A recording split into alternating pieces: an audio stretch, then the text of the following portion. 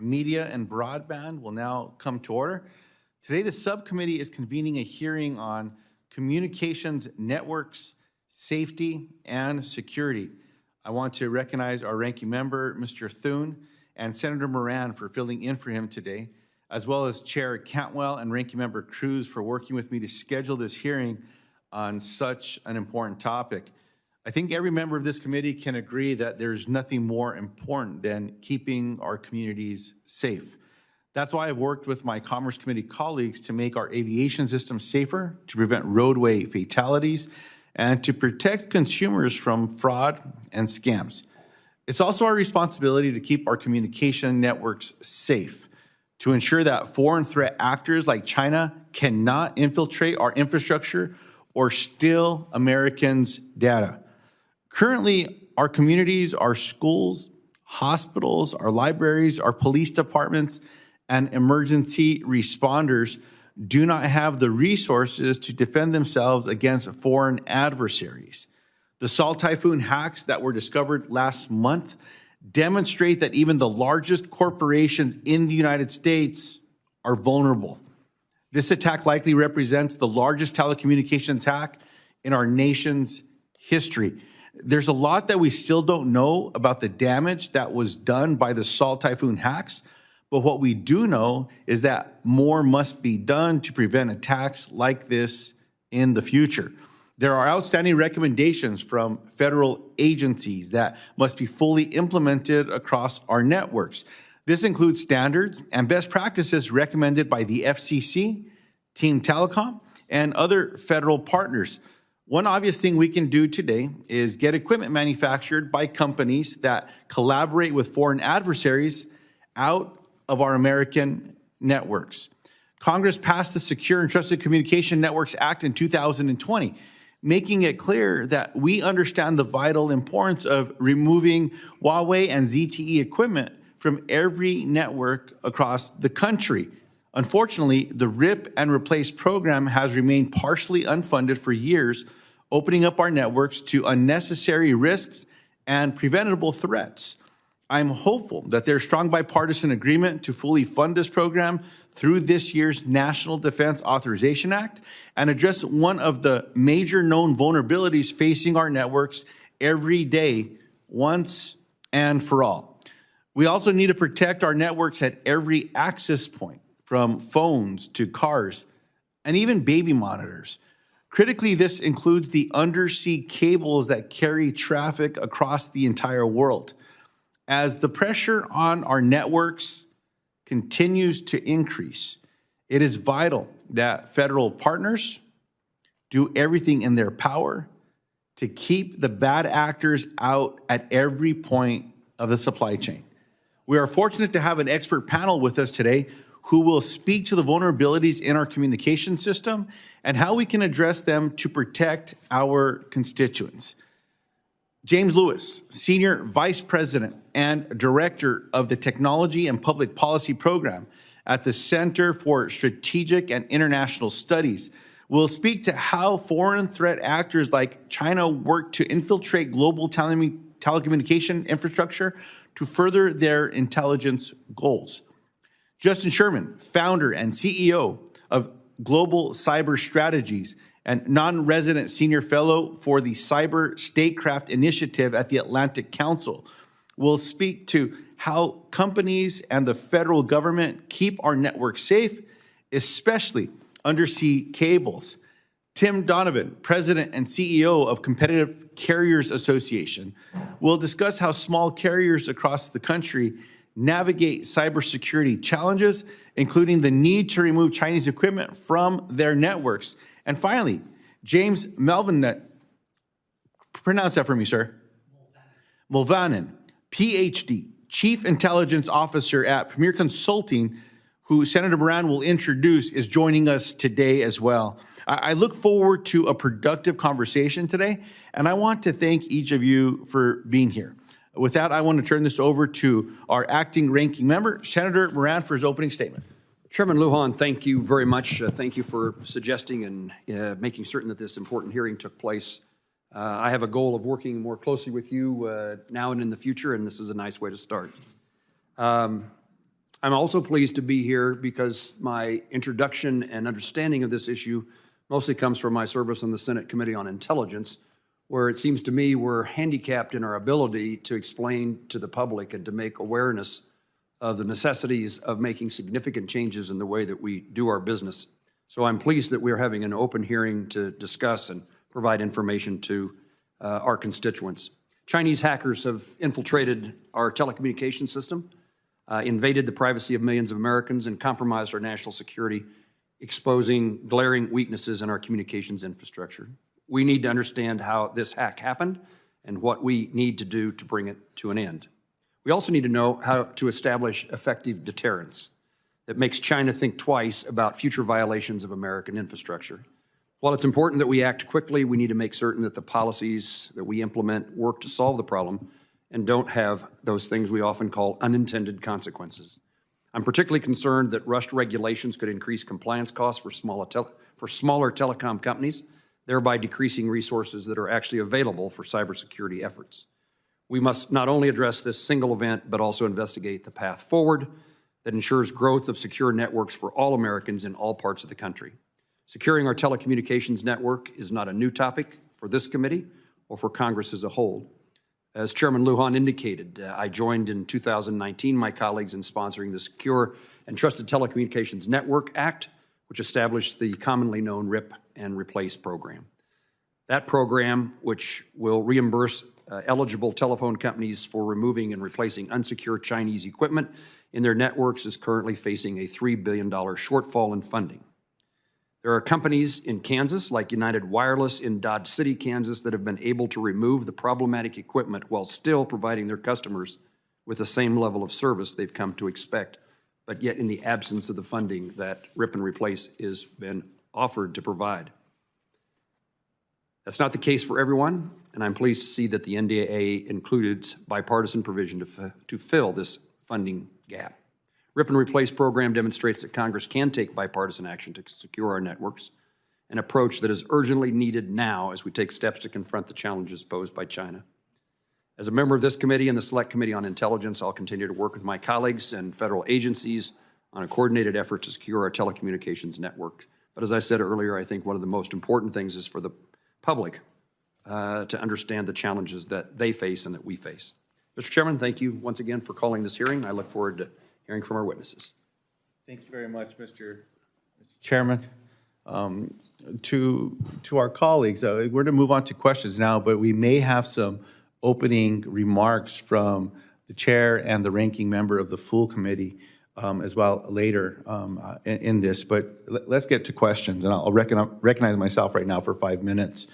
The providers that Competitive Carriers Association represents are the smallest, most rural providers across the country. They not only serve thousands of Americans, but thousands of our most vital community institutions, schools, libraries, hospitals. Well, I apologize. I've just been corrected that I'm just jumping straight to my questions with my interest in this hearing as opposed to hearing from our distinguished panel. So let me jump to that. I appreciate that. I appreciate that, Senator Moran. But with that being said, why don't we jump to Dr. Lewis for his opening statement. We'll each recognize you for 5 minutes. Dr. Lewis, you are up, sir. Thank you, Mr. Chairman. Thank you, Ranking Member Moran. I thought you'd let us off the hook, so I'm a little disappointed. But let me thank the committee for the opportunity to testify on one of the most pressing strategic problems facing the U.S. The scale and audacity of Chinese espionage is unprecedented. Microsoft must have a machine that generates funny names because the Chinese don't call themselves Silt Typhoon. It appears they may be Unit 61938, an intelligence unit first indicted in 2014. If it is 61938, we know their names, we have their pictures. It's been 10 years and they've been very busy. Our response has been to give them a stern lecture and send a few strongly worded notes. We even managed to convict a Chinese spy in 2022, but then we let him go. The signal this sends is that it's open season on the U.S. The conventional responses to espionage do not work with China. Also, a country can't lose 2 wars and expect the same level of respect. Every year, the Chinese are less cautious. Chinese exploitation of telecommunications for spying began In the early 2000s and has continued across 4 administrations, it's increasingly dangerous. All great powers use communications intelligence. The U.S. is no slacker in this regard, something the Chinese will happily point out to you if you discuss it with them. The internet has made spying even easier. China has built a comprehensive system for global communications espionage. China targets space assets, undersea cables, and telecom infrastructures, all accompanied by extensive hacking. The Chinese have had remarkable successes against the U.S., and Salt Typhoon is only the latest. It should not be seen as an isolated incident, but as part of a larger Chinese campaign to systematically exploit global telecommunications networks. Salt Typhoon may have let China see some surveillance orders submitted to U.S. telcos, FISA surveillance orders, showing which of its agents had been compromised. And there are reports that China acquired metadata and content from numerous high-value U.S. targets by accessing their phone calls and texts. Everyone on this committee is a target. The U.S. hopes it can improve its defenses to the point where a giant, well-resourced and hostile opponent will face insurmountable obstacles. This hasn't worked. Countering China requires 2 sets of actions. The first is a sustained and forceful effort to disincentivize Chinese espionage. So far, espionage has been penalty-free for China. Second, we need an expanded effort to harden telecommunications networks. Rip and replace is an important part of this.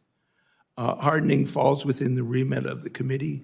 This committee can make clear that FCC is the agency in charge and that regulation is necessary.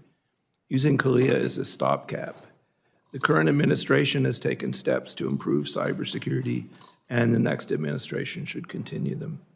This committee can perform a valuable service by making clear that securing telecommunications networks must be an immediate priority for the U.S. In preparing for this, someone asked me, well, why should your average consumer, why should your citizen care? Putting aside the larger issues of national security, having a foreign power, a hostile foreign power with the ability to turn off the lights, turn off your phones, is not a position that is very comfortable for your average American. And so I hope one thing we can get from this hearing is a better understanding of that. I thank you and will be happy to answer any questions. Dr. Lewis, thank you very much. Mr. Sherman, founder, CEO of Global Cyber Strategies, non-resident senior fellow for the Cyber Statecraft Initiative at the Atlantic Council. Subcommittee Chair Lujan, Ranking Member Moran, and distinguished members of the subcommittee, thank you for the opportunity to testify today. When most Americans go on the internet, they connect via Wi-Fi on their laptops or cell service on their smartphones. What often goes unnoticed is a critical piece of the infrastructure behind it, which carries 99% of the world's intercontinental internet traffic, submarine cables. More than 500 submarine cables, as thick as a garden hose, and we can thank staff, we have a little snippet of one here. These carry internet data between cities, between continents. Dozens more of these cables are on the way. We'll easily hit 600-700 in the next few years. They enable worldwide information flows, commerce, scientific research, military communications, and much more. Private sector American companies have long played a pivotal role in the financing, construction, laying, and management of submarine cables connected to the United States and between other countries around the world. Historically, cable investment and ownership from the United States was led by firms such as AT&T and Verizon. Today, the dominant investors in and owners of subsea cables are 4 companies: Alphabet, Amazon, Meta, and Microsoft. Submarine cables are expensive and complex and frequently cross many borders, and so international collaboration is an important and necessary and a largely positive fact of maintaining this global network. It's likewise essential for U.S. companies to continue competitively innovating in this area and playing their part around the world. But there are serious threats to the security and the safety and the resilience of submarine cables and to U.S. national security that require government action. Submarine cables are damaged hundreds of times a year, most often by accident, such as from fishing boats that go close to shore, drag an anchor, and snap this very thin cable that we have here on the table. Most damage is not intentional, but at the same time, this doesn't fully capture, and industry often fails to appreciate, the serious, persistent, and ongoing national security threats to cables across espionage, supply chain compromise, and even physical targeting, especially from the Chinese and Russian governments. Foreign actors can potentially tap into cables at numerous points along the route, including during repairs or by hacking into remote cable systems. Cutting one cable is thankfully not going to knock out our country's internet or the world's, but damaging a cable could disrupt data flows, could cause traffic to be diverted through points, for example, the Chinese government can intercept, and much, much more. Beyond that, Chinese state-owned telecoms are the major investors out of China in these cables. Chinese firms are heavily involved in subsea cable repair. And Russia, meanwhile, is accelerating development of military and intelligence capabilities to surveil and physically target, including cut subsea cables. Incidents in Hawaii, the Baltic Sea, most recently, the Red Sea, numerous and growing incidents in the South China Sea and elsewhere underscore these national security threats. This is why, for decades, the U.S. has had Team Telecom, an interagency group advising the FCC on national security threats, including to submarine cables. It operated informally for decades, and President Trump formally established Team Telecom as a committee by executive order in 2020, which President Biden has kept in place. Team Telecom has struggled before with a lack of focus on China, with major operational and transparency issues, but especially since President Trump's executive order and other actions, it has made huge progress in transparency and a focus in particular on the Chinese government's threat to this infrastructure. Given the risks, particularly from Beijing and Moscow, Congress should consider at least four things. One is keep encouraging Team Telecom's transparency. The second is to statutorily authorize Team Telecom to make sure it has the appropriate authorities. The third is to commission a study on China's involvement in and threats to subsea cables. And the fourth is to request a lessons learned report from Team Telecom to inform future action. Thank you. Next, we'll hear from Tim Donovan, President and CEO of the Competitive Carriers Association. Chairman Lujan, Senator Moran, Ranking Member Cruz, members of the subcommittee, thank you for the opportunity to testify about the importance of providing safe and secure connectivity for all Americans. CCA represents communications providers ranging from small and rural to regional and nationwide, as well as vendors and suppliers. Our members are often the only provider for portions of their service area, delivering life-saving connectivity across rural America for their subscribers, as well as millions of Americans that roam onto their networks. This hearing is timely, as new details of compromised networks fill headlines daily. While work continues to analyze and secure networks, it is important to look at broader threat landscape and for Congress and federal government to take steps to promote safe and secure networks. This includes fully funding the $3.8 billion shortfall needed to complete the Rip and Replace program. Promoting work between communications providers and federal partners with clear and unambiguous cybersecurity guidance, and beginning work now to take steps in the 119th Congress to preserve and expand connectivity with a focus on security. CCA thanks this committee for passing the legislation that created the reimbursement program. The program should have been complete this past July under the initial timeline, but significant amounts of covered equipment and services remain in place today because of insufficient funding. The situation is dire. Rural providers are being forced to decide where to remove equipment but not replace it, cutting off service, including for 911. These decommissioning decisions are permanent choices that are detrimental to service availability and even entire businesses. These decisions are agonizing for our members because they live in the communities they serve, and impacts go beyond their customers. For example, 5 program participants that collectively serve fewer than 200,000 subscribers connected over 60 million Americans last year who roamed onto their networks because no other service was available. This equipment remains in service right now, including near military bases, airports, and other areas of strategic importance. Further, because the equipment cannot be properly maintained or upgraded, every day that passes increases the risk of catastrophic network failures. Because it is illegal to procure new equipment and services from untrusted vendors, carriers with this equipment cannot properly patch and upgrade software to defend against emerging threats or even perform basic maintenance.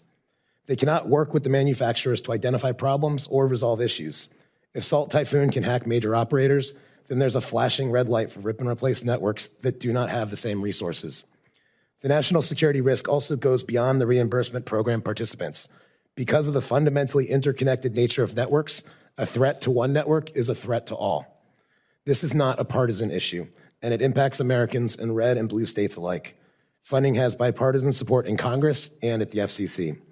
I am encouraged by and deeply appreciative of recent legislative developments towards meeting this critical moment and providing the desperately needed funding in the pending NDAA. I want to thank you senators, representatives, and staff, especially on this committee, for the steadfast work to arrive at this point. CCA urges Congress to swiftly pass this important legislation and send it to the president for enactment. Beyond rip and replace, there are other ways Congress can bolster national security and remove barriers and uncertainty. Our carriers truly need federal partners in the fight with us, and they need access to information and resources required to stay ahead of the seemingly never-ending game of security whack-a-mole. Information sharing should facilitate collaboration not only between federal partners and carriers, but also among carriers. Policymakers must also take steps to ensure security requirements are clear and consistent across the federal government. Today, there are many different standards and requirements that carriers must consider, with new layers constantly being added. We need centralized authority and guidance. Small carriers face specific challenges. Beyond having smaller teams with a potential lack of security clearances, many smaller carriers rely on their vendor partners for aspects of security hygiene, monitoring, and response. These carriers do not have the buying power to demand specific security procedures and rely on broader economies of scale and industry investment to support these efforts. Finally, federally policymakers should continue to encourage and invest in new solutions, including research, development, and growth of Open RAN technologies and continued support for trusted vendors. There are other key policy issues Congress should prepare for consideration in the upcoming Congress that are necessary to preserve and expand connectivity, each with aspects impacted by security issues, including defending and reforming the Universal Service Fund, supporting permitting reform, and restoring FCC auction authority. CCA is committed to working with all stakeholders to accomplish the challenging task of securing U.S. networks while maintaining communication services for millions in rural America. Thank you for the opportunity to testify, and I welcome any questions. Thank you, Tim. Senator Moran, you're recognized for our next introduction. Mr. Chairman, I'd like to welcome and thank Dr. James Melvinen for joining us today at this hearing. Dr. Melvinen is an international expert on Chinese cyber warfare, on espionage and military issues. A Chinese linguist by training, he holds a BA from the China Studies from the University of Michigan and a PhD in political science from UCLA. I appreciate his willingness to share his insights and expertise with the committee. Thank you. Dr. Melvinen, you're recognized for Subcommittee Chairman Lujan, Ranking Member Moran, and Ranking Member Cruz, thank you for inviting me here today. As Senator Moran said in his introduction, I am a Chinese linguist. I always start with that because it was so damn hard, and it took so long, and it destroyed my eyesight. But I've spent the last 30 years here in D.C. building teams of cleared linguist analysts supporting the Department of Defense and the intelligence community and federal law enforcement, and the through line through all of that has been a focus on Chinese cyber and technology issues, which we've been looking at since the mid-1990s. Having looked at all of those attacks over the years, I will say that the Salt Typhoon intrusions are the most serious intrusion against the U.S. telecommunications network that I've seen in my career, and raises a number of troubling strategic and operational and legal issues that I think fall under the purview of this committee to consider. I'd like to make 3 quick points. The first is the United States clearly is still in a very deep cyber deterrence hole with respect to China, and the hole appears to only be getting deeper. It is clear from recent events that China, and frankly for that measure Moscow and Tehran, don't feel like they found America's pain point yet when it comes to cyber in terms of an expected imposed cost or expected actions on the part of the U.S. government. According to people in this field, deterrence basically comes in 2 forms: deterrence through denial and deterrence through punishment. The problem with cyber warfare and with networks is deterrence through denial is almost impossible because of the nature of the network itself.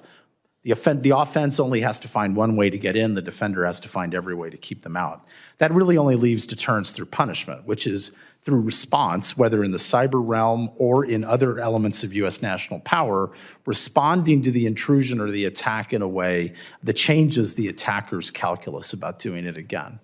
I will say in the first Trump administration, the promulgation of NSPM 13 went a long way to lowering the thresholds for authorization of offensive action and also a bias towards action.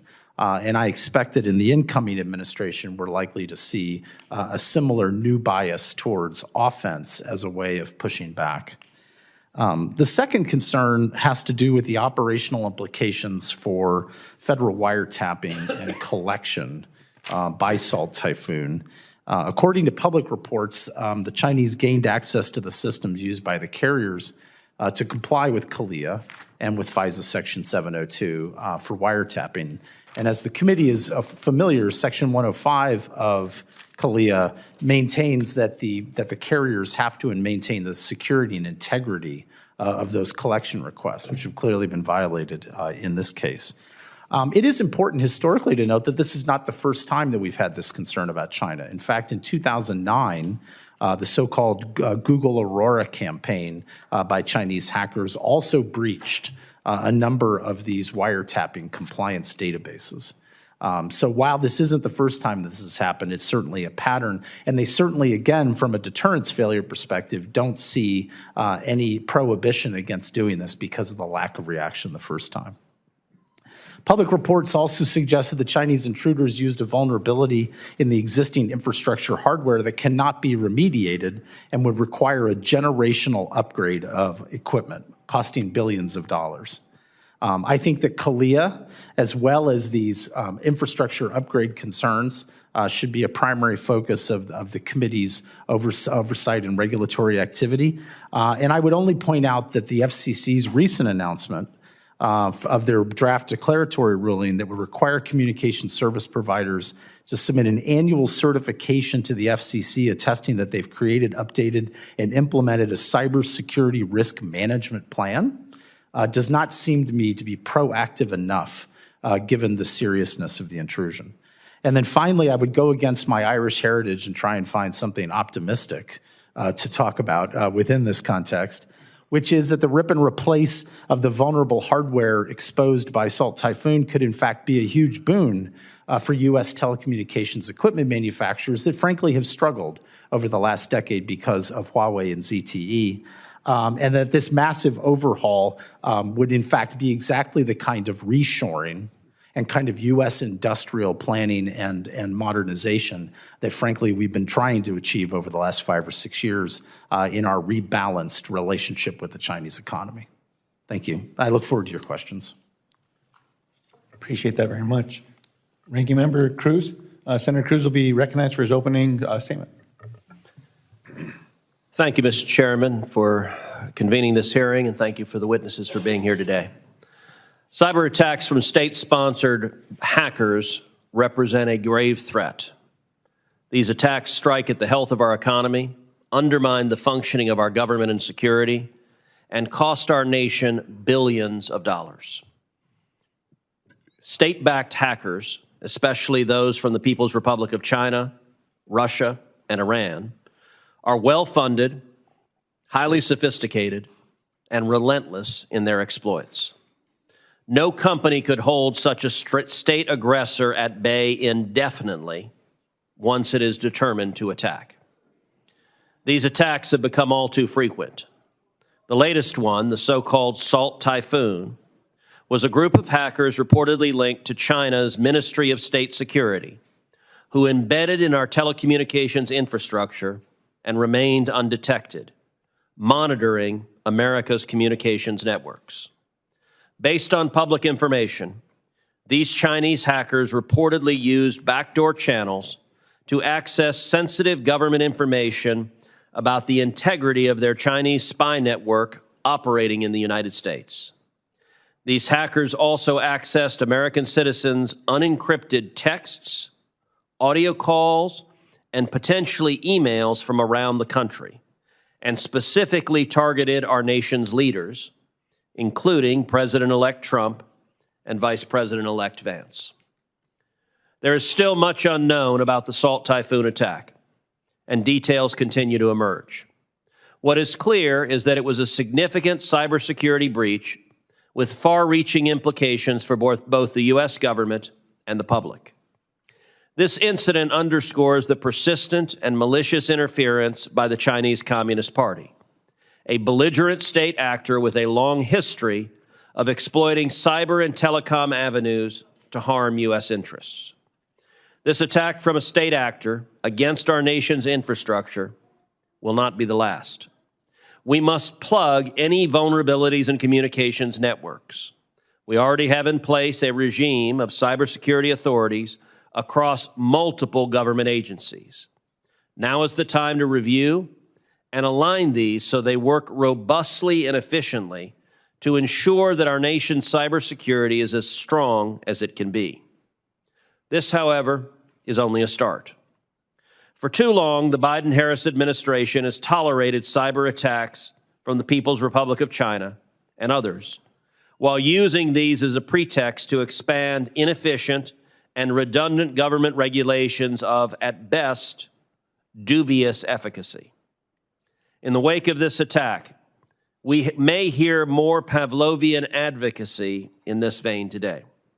In fact, just last week, the Biden FCC announced a declaratory ruling and proposed rulemaking to impose, quote, a modern framework to help companies.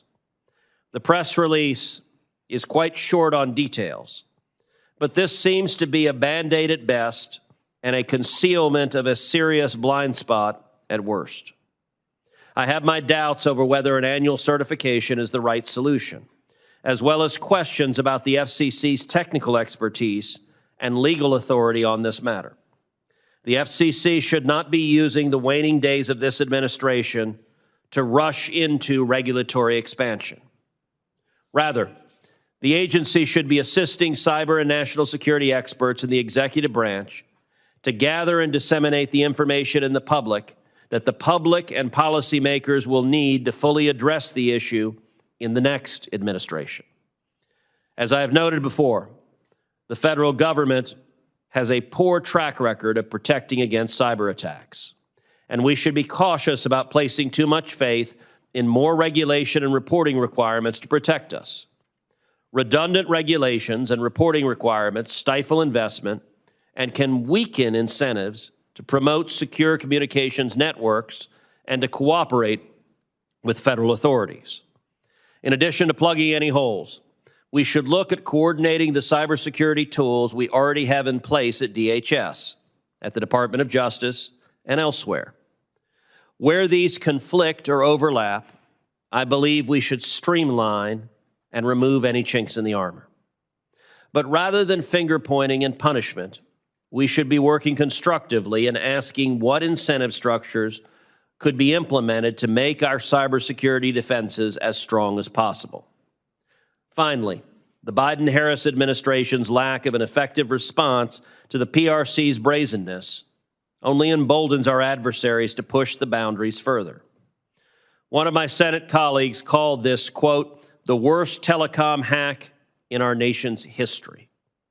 If we continue the current administration's approach of weakness and dubious knee-jerk self-regulation, we may have to reply to that colleague, yes, until the next one. Thank you. Thank you, Senator. I'll now recognize myself for 5 minutes for questions. Now, the providers that the Competitive Carriers Association represents are the smallest, most rural providers across the country. Thousands of Americans, but thousands of the most vital community institutions.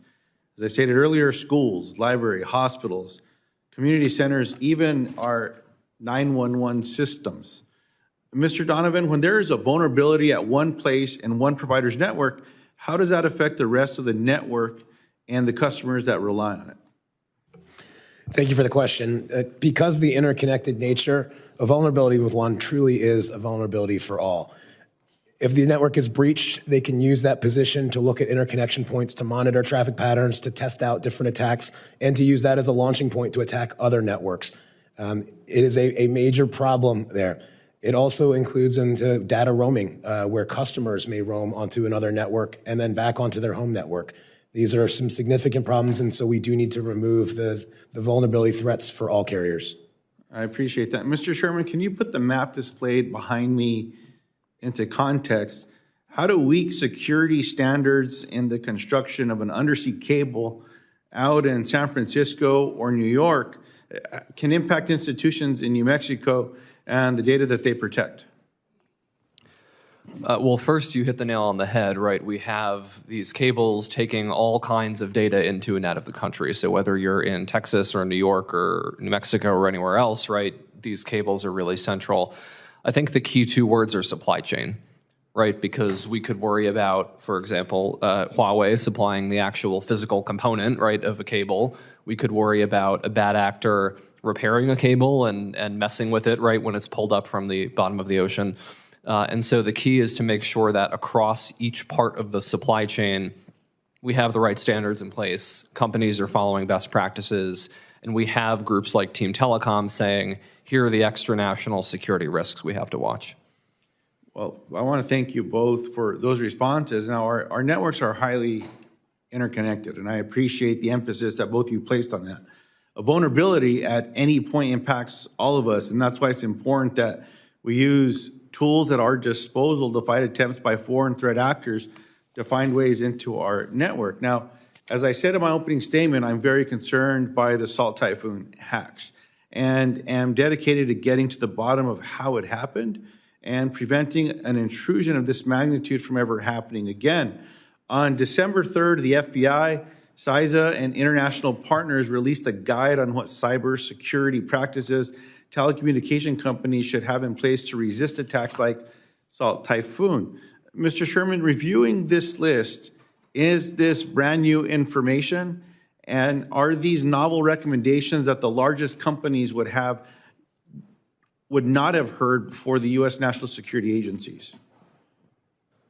Certainly not. And as my fellow witness noted, maybe that's different, right, for a smaller carrier or medium-sized business. But nothing in there like use encryption, use multi-factor, don't do a weak password, right? That's not news to a large carrier, right? That's not news to a large company. So I think the real problem it underscores, as you're saying, is that this guidance is not new, yet companies are still not implementing these basics to try and raise the floor of cybersecurity practices. So just to make sure that I understand, Mr. Sherman, most of the practices that the FBI and CISA are recommending are the things that large companies would know that they should already be doing. That's my interpretation, yes. Dr. Mulvedan, yes or no? Are there things companies could do today to strengthen their networks and resist cyber attacks in the future? Yes, there are, Senator. I would only point out that the CISA guidance that you're citing, if you read between the lines, if you've read a lot of these, do more monitoring, review your best practices list. It doesn't have any specific remediations that you've seen in other guidance where where you can actually fix the vulnerability. Previous guidance from the Five Eyes partners and the FBI and NSA have actually provided the specific patches that would allow you to fix the vulnerability. The fact that they only call for monitoring and for better encryption and better multi-factor, actually, if you read between those lines, now you understand that the vulnerability is not fixable, that it's a hardware vulnerability that requires a generational equipment shift. And so I think that was one of the most important things that could be revealed here. Now, defense is, of course, always very good. But 15 years ago, the Department of Defense finally came to the conclusion that said simply concentrating on perimeter defense, buying a better firewall, using VPNs and things along those lines was actually not going to be effective because of the advantage that the offense has in cyber warfare and in cyber espionage. Again, as I said before, they only have to find one way to get in. You have to find every way to stop them. As a result, the Department of Defense began implementing what they called defense in depth, which began with a very wise assumption, which is we should assume that all of the hardware and software in our infrastructure is either compromised or potentially compromised, but we need to nonetheless operate. And they began using a lot of very sophisticated techniques like VPNs and secure virtual machines and other things. So it didn't matter if the physical box in the rack was compromised because you could nonetheless operate securely within the machine. But again, it was based on the assumption that in this modern day, you can't ever believe that you don't have compromised hardware and software. So my only point is there's a limit to defense. And that's why deterrence through punishment really is the only thing that we have left to us, because we can't do deterrence through denial to deny them access to the target that they're going after. I appreciate your answer. So should companies save money and not do any cybersecurity? No, sir. In fact, Well, just so that I'm clear. No, I appreciate you understand. saying that. So I'm going to move on because I don't want us to lose track that these investments are critically important. Yes. And they should not be ignored. I very much understand using multiple tools. Right. But having a hardened system for water, electricity, for someone that you purchase a package from that it delivers it to point, from A to B are absolutely necessary. I just don't want to lose sight of that. Now, Dr. Lewis, you noted in your testimony that while major banks spend 6 to 12% of their IT budgets on cybersecurity, major telecommunication company providers spend only 3 to 5%. What do you believe is the reason for the discrepancy, and how do these companies need to, where do these companies, and how should these companies be investing more? Thank you. The first answer, of course, is that banks have more money, and so they can spend more. The second answer is that telecom companies are in one of those generational changes as they move to 5G. They're spending a lot on new infrastructure. And they have a different market. I mean, if your cell phone doesn't work, you switch carriers. So the margin for error is much smaller. So the telcos try hard, but they're just in a worse competitive position than the banks when it comes to this.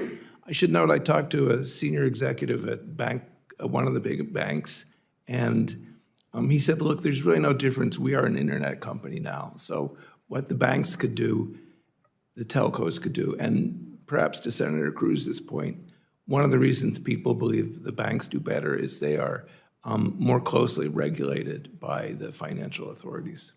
Appreciate that, sir. Senator Moran, you're recognized for your questions. I'll yield to Senator Cruz, you're recognized. Thank you, Mr. Chairman. Thank you, Senator Moran. Dr. Mulvanon, let's start with you. You state in your testimony that, quote, the United States is currently in a deep deterrence hole with respect to China. Based on what you know about Salt Typhoon, as well as your extended knowledge of other state-based attacks on U.S. networks more broadly, is the problem we're facing one of insufficient regulation of domestic companies, or are there broader issues at play? I really do believe, Senator, that it has to do with the strategic dynamic between Washington and Beijing, and that the carriers are really collateral damage in the discussion. It really has to do with a basic breakdown of deterrence stability that we have with the Chinese on a whole range of strategic topics, including space, nuclear weapons, and cyber. And it really has to do with the issue that the Chinese, at least in cyber, don't actually believe that they found our pain point yet because they haven't elicited a response from us that would suggest that they found our pain point. So what would provide meaningful deterrence? Well, meaningful deterrence can really only be achieved through imposing costs rather than simply building better defenses, which, as I've tried to point out, is more difficult. To Senator Lujan's comment, however, I would say that the most powerful weapon in the U.S. government's arsenal is not the Trident D5 nuclear missile on the Ohio-class submarine. It's actually the federal acquisition regulations.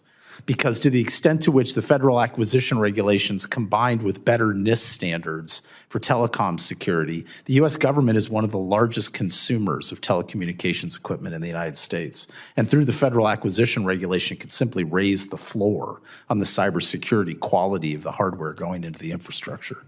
So should the federal government do that, and what precisely would that look like? It has been going on for the last couple of years, but going on very slowly. NIST has been very slowly raising the standard, and I would only highlight highlight as a defense contractor that the defense industrial base is held to a much higher standard than non-defense contractors in the United States. And we actually have to adhere to a much higher level of cybersecurity standard for our networks. And the way that the U.S. government, in fact, enforces that higher level of standard is through the Defense Federal Acquisition Regulations. In other words, if we want to stay in business, we've got to fix the cybersecurity. But in terms of our dynamic with Beijing, that is really beyond the purview of the companies for the same reason you said in your opening statement, which is no commercial company is able to withstand the dedicated activity of a state cyber actor. And thus, really, cyber deterrence comes down to a response policy by Cyber Command and the other elements of the U.S. government in terms of imposing costs on the Chinese side such that it changes their calculus of the expected value of future attacks and intrusions. So, Dr. Lewis, you state in your testimony that countering China requires, quote, a sustained, direct, and more forceful effort to disincentivize the Chinese. In your judgment, what can a future Trump administration do to curb the incentives of the Chinese to engage in these types of deeply troubling behaviors? Thank you, Senator. I'm hopeful that the incoming administration will do this, but you need a two-part strategy. First, you need to engage with the Chinese regularly, the way we had arms control talks with the Soviets on nuclear weapons. You need to start by telling the Chinese, this is unacceptable, you've gone too far, and if you don't stop, we're going to take action. Now, they aren't going to stop, right? That's just, why would they believe us?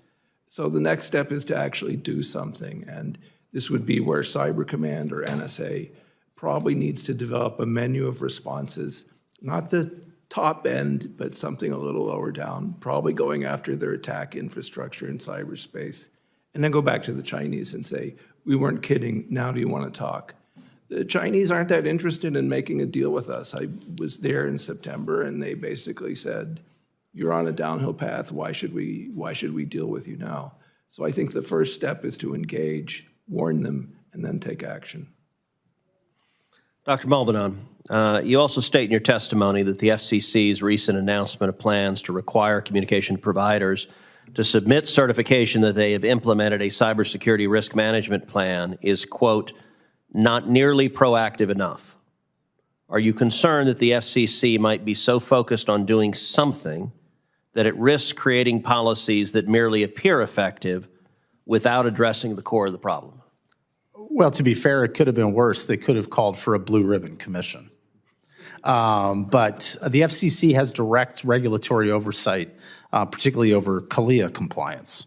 And in the past, when CALEA was expanded to include broadband and VoIP, those were led by orders from FCC. So what I expected to see in their press release was a specific discussion of CALEA compliance and wiretapping compliance, and certification from the carriers that they were engaged in fixing the problem right now, not some airy-fairy sort of annual certification, but that they were actually going to submit something within 90 days that actually described how they were going to actually remediate the specific vulnerability that caused Salt Typhoon in the first place. And I was surprised to not see it. So a final question to anyone on the panel who wishes to answer it.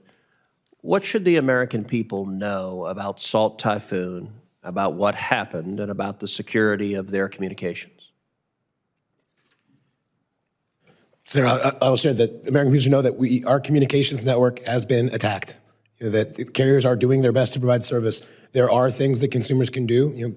RCS, rich communication services for text messages, is encrypted end to end. If you use those services, then there's ways that even if somebody is watching the network, they cannot see what the traffic is. There are steps that consumers can also take to increase their security, and our carriers are trying to work to educate them on those while we're also working to kick the attackers out of the networks.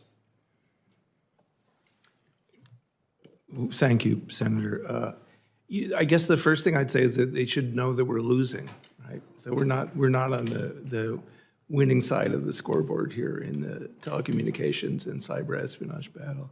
The second thing they need to know is their services that they depend on, whether it's delivery from a company or the phone or the electricity, are all at risk and are all potentially being held hostage by a hostile foreign power.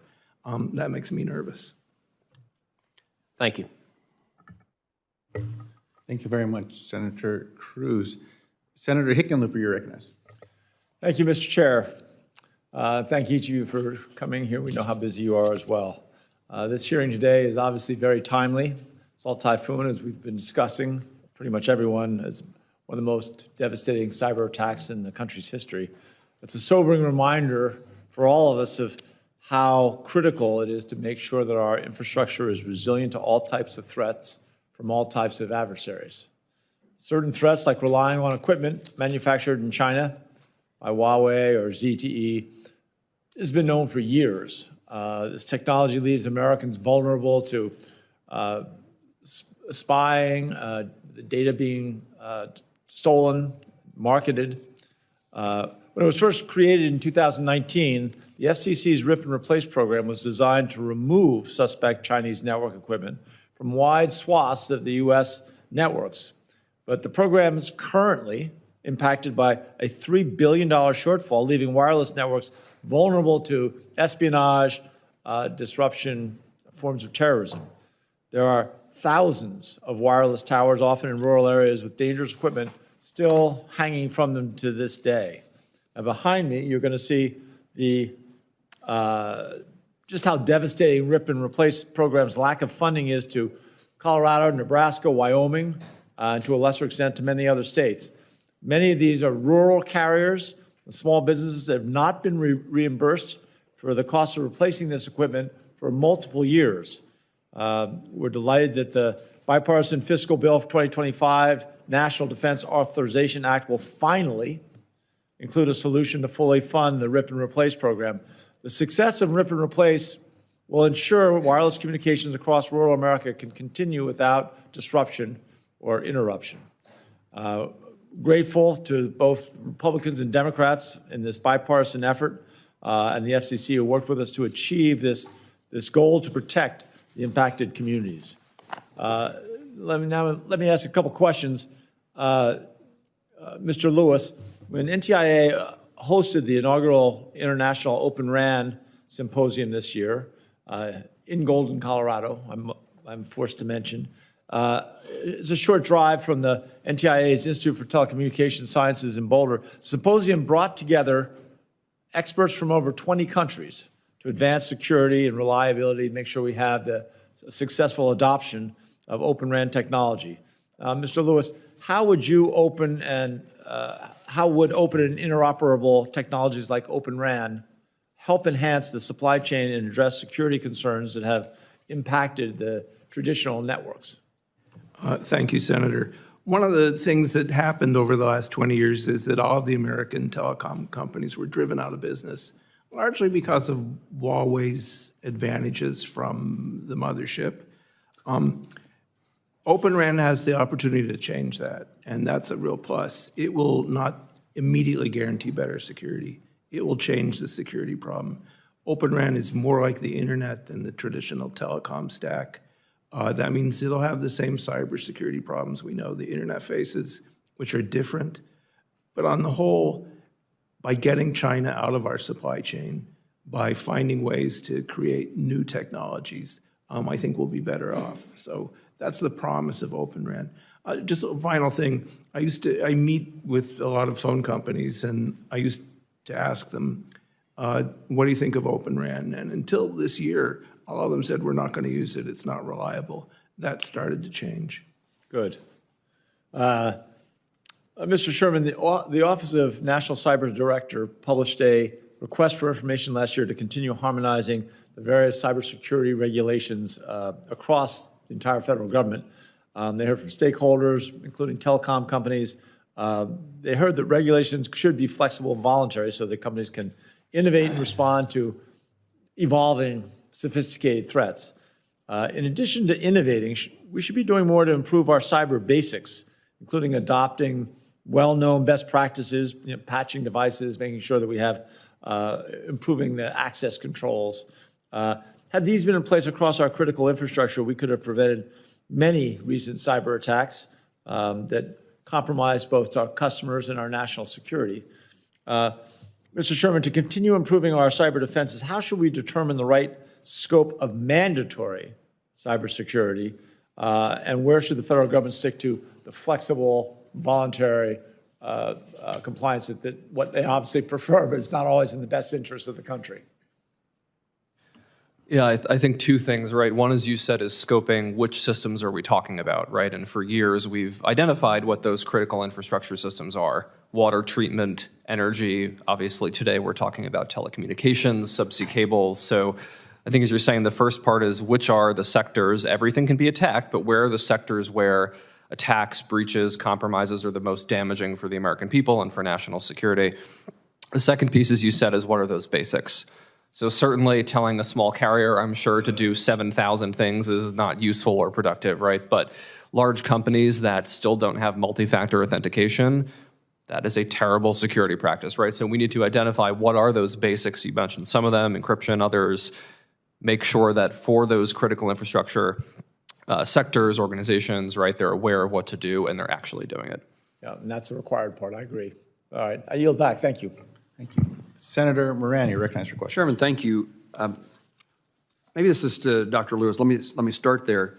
So the information that China gathers from this most recent episode and the information they can continue to gather, what's its value to China?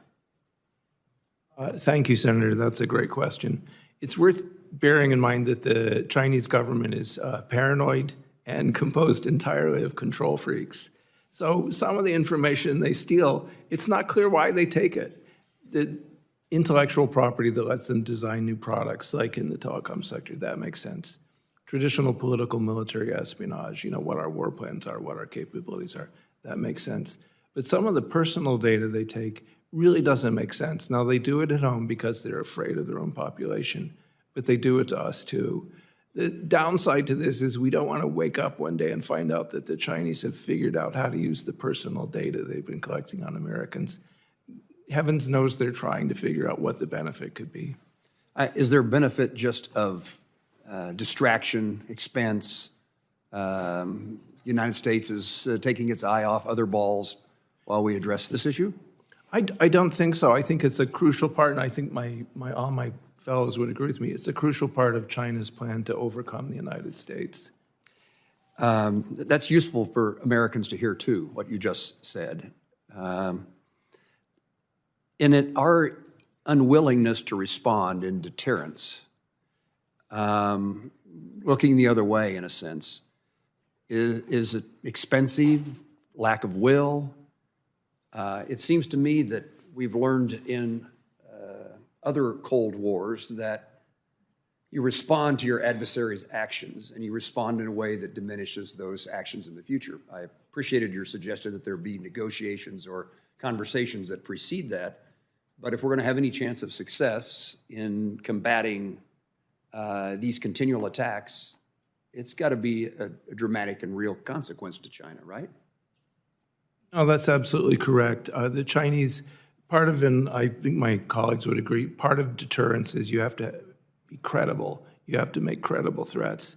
And since probably about 2010, other countries have concluded that our threats aren't credible. And are there other countries where the threat is responded to, where the actions are responded to, and there's a consequence of less?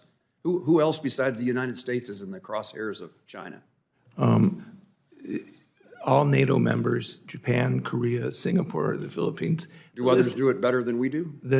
They are in the crosshairs of the Chinese. None of them do it in part because they're looking to us for a signal. They're looking for us to lead. Mr. Olvenin, something you want to say, add to that? No, what I would say is that historically, when I've spoken with previous administrations about response options, the caution has always been the situation is asymmetrical. The domain is asymmetrical. The United States is asymmetrically vulnerable because we're a more digital wired society. Therefore, we have more to lose. Therefore, we shouldn't respond. My response to that has always been, but over time, the Chinese economy, the Chinese population, key elements of the Chinese digital infrastructure have in fact become much more modernized. And I would argue that we have achieved a relative level of symmetry where that asymmetry argument really doesn't hold any water for me anymore. To be honest, I've, over the years, burned my own hole in the ozone layer driving up to Central Maryland trying to talk to people about ranges of response options.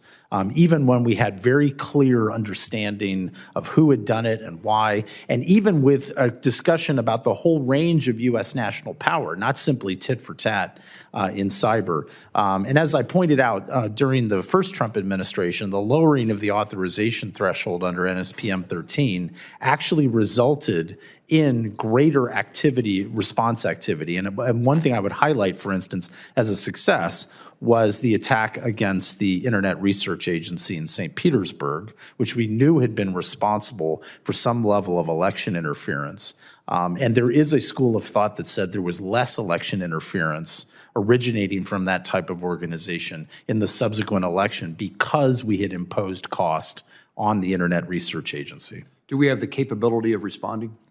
We do have the capability of responding across a whole variety of measures, including cyber.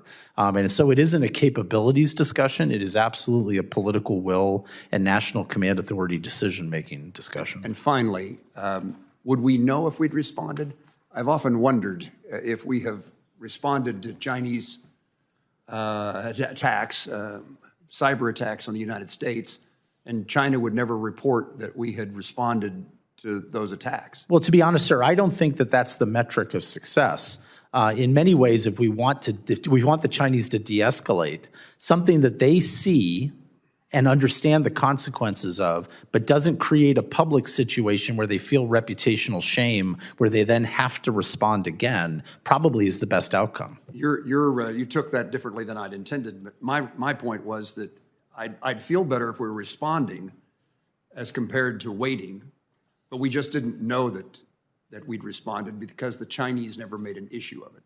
I just wanted to make sure that there's not a fact out there that I don't know or that we don't know about something we're doing. I would turn the logic upside down and say deductively, again, in an open hearing, deductively, you could conclude from the increasing severity of the Chinese intrusions and attacks that we have not, in fact, previously imposed costs on them that has changed their cost-benefit calculus. Thank you for reminding a member of the United States Senate about logic. No, sir. Senator Peters, you're recognized. Thank you, Mr. Chairman. And I want to thank all of our witnesses for being here. You know, each of your testimonies touched on the threat posed by to our national security and to our rural broadband by the Chinese telecommunication firms Huawei and ZTE. And that's why I was proud to have joined many others in successfully fighting for funding to close the RIP and replace shortfall in this year's National Defense Authorization Act, which we expect to become law in just a matter of a few weeks here. As I've said before, we shouldn't make rural communities choose between being fully connected and having their connections compromised by our adversaries. This is actually particularly big news back in Michigan, and specifically for Northern Michigan University, which provides internet to 7,400 students and over 16,000 families in the Upper Peninsula. And for the first time in years, they're going to now be able to upgrade and expand their service. So, Mr. Donovan, my question is for you, sir. How significant is this funding for a provider like Northern Michigan University? And how do networks like theirs in the Upper Peninsula, a very rural area, work to drive more activity around rural broadband that otherwise would probably simply not even be feasible? Thank you, Senator, and thank you for your support and push to get this program funded over the years. And I join you in my optimism that it will get across the goal line in the coming weeks, and just really appreciate all your efforts on that.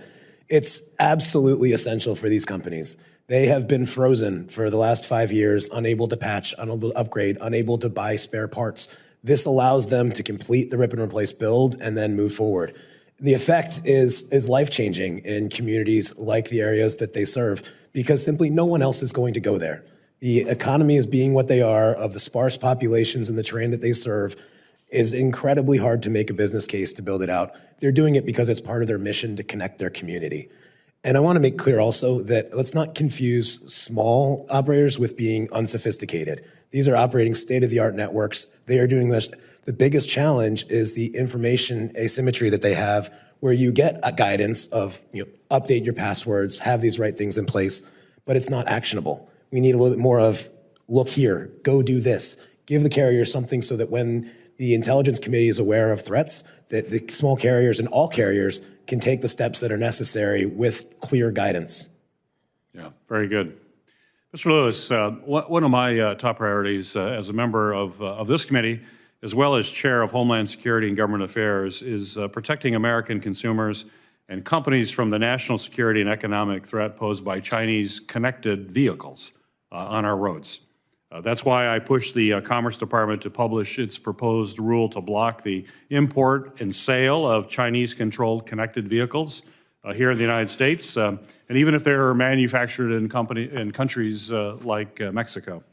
Mr. Lewis, you have raised concerns in the past about the Chinese government's goal of using dominance in connected and automated vehicle technology to exploit the national security of our country. So, sir, could you please discuss the national security risk associated with Chinese infiltration and control of the data sharing infrastructure modern vehicles operate, and the importance of U.S. leadership and innovation in this space if we hope to prevent these vulnerabilities from occurring?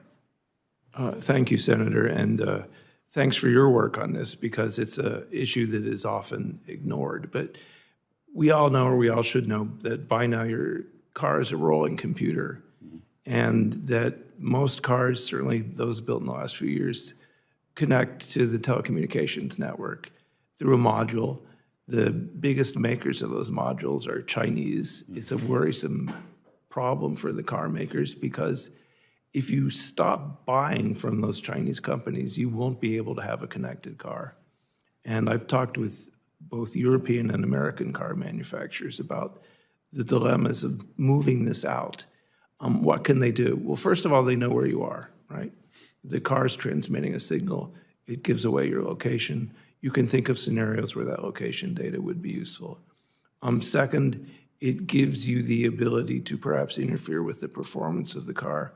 We don't want to go all Hollywood and have people turning cars off in mid-flight or whatever, but it is a risk that your performance could be interfered with in a crisis, for example. Again, you can think of scenarios. So we have found ourselves in a situation, not just in this, but with others, where we went for the lowest cost supplier. We thought the Chinese were going to be friends. They are embedded throughout our infrastructure, and it will be hard to get them out. Cars are a leading example of this, though, because the modules that come from China, the updates, the patching, all of that creates opportunity for mischief. Thank you. Thank you, Mr. Chairman. Senator Budd, you're recognized for your question. Thank you, Mr. Chairman. I appreciate you holding this hearing, and thank the panel. This is truly fascinating. You know, public reporting around the Salt Typhoon hack, it's deeply concerning and speaks to the massive scale of Chinese efforts to infiltrate America's telecommunications infrastructure. Today's testimony referenced the mismatch between the scope of the threat and the ability to harden networks, incredibly deter malign state actors like China from trying again. China's heavy subsidies and commercial espionage for Huawei and ZTE have helped make them global leaders in deployed networks. I'm pleased to see that the National Defense Authorization Act, which my colleague mentioned just a moment ago, that included funding to finally complete the rip and replace of this compromised technology in the U.S. networks. So, Dr. Mulvanen, what else could the U.S. be doing to combat the global dominance of Chinese hardware providers? So the thing is we discussed Open RAN earlier. There's a number of interesting dynamics, particularly in 5G, when we decided to adopt a plurilateral strategy where we decided to work with our OECD allies in Europe and Japan and South Korea. We confronted a number of dilemmas.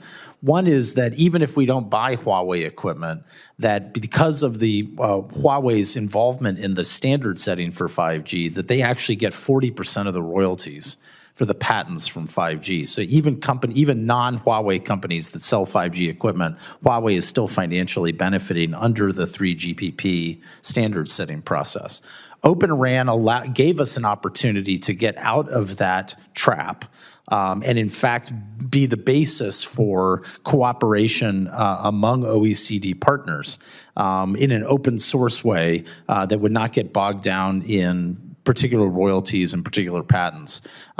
It was also important in that case to break down any antitrust barriers that might exist between, for instance, Nokia and Ericsson in Europe and Juniper and Cisco in the United States that would prevent them from working together to actually build a coherent end-to-end handset to base station to servers offering of an alternative to 5G as an alternative to Huawei and ZTE for the global south, for Africa, for South America, for Southeast Asia. Because for a long time, there was no Western company that actually offered an end-to-end offering that could compete with Huawei's. And so the things that we were doing in Open RAN and the things we were doing in those plurilateral frameworks, I think, strengthened our ability to not only push back against Huawei's global dominance, which had national security implications, but it also allowed us to strengthen our own companies to be able to compete on a relatively level playing field. 5G has been talked about for years. I mean, from here to the dinner table, but we're only recently hearing, at least in these settings, about Open RAN. Why the disconnect there? Well, I mean, the carriers were right for a number of years that Open RAN wasn't as robust to be able to handle tier 1 level traffic as the current standards were. But that's why we invested so much money in Open RAN, was to help it catch up so that, in fact, the carriers wouldn't resist it by saying it's actually going to reduce our performance in terms of providing telecommunication service. So Open RAN had a lot of work to do, but I would argue, and agreeing with Dr. Lewis, that, in fact, Open RAN is much more mature and robust right now and is a credible alternative for the carriers. There's a lot of benefits to going to open source, by the way, as opposed to a closed source patent and royalty environment in which clearly Huawei is financially benefiting. Thank you. Mr. Donovan, I wanted to briefly ask you, you mentioned that it's difficult for smaller providers to navigate these complex cybersecurity requirements from all these different agencies that sometimes they overlap, sometimes they don't align with each other. Should this committee look at addressing streamlined cybersecurity requirements, and how could we encourage private sector investment in cybersecurity? Yes, sir. That certainly would help by having some coordinated approach and making sure that you are taking information collection regulations requirements that are already in place and using those as much to build on them into the cyber instead of creating new frameworks that make it even more challenging for smaller operators in particular to navigate. Much appreciated. Thank you. Senator Welch, you're recognized for your questions. Thank you very much, Mr. Chairman. I want to thank all the witnesses. It's very helpful. There's a couple of things that come to mind as I'm listening. Obviously, if China infiltrates, their national security risk, there's infrastructure risk, there's company security risk, and then potentially individuals. Mr. Lewis, you said that there's not any, you don't know why, or China doesn't even know why they might try to get individual consumer information or citizen information. Is there evidence that they're trying to do that specifically? Yes, thank you, Senator. Unfortunately, there is. So why would they want somebody's information in Norwich, Vermont, let's say?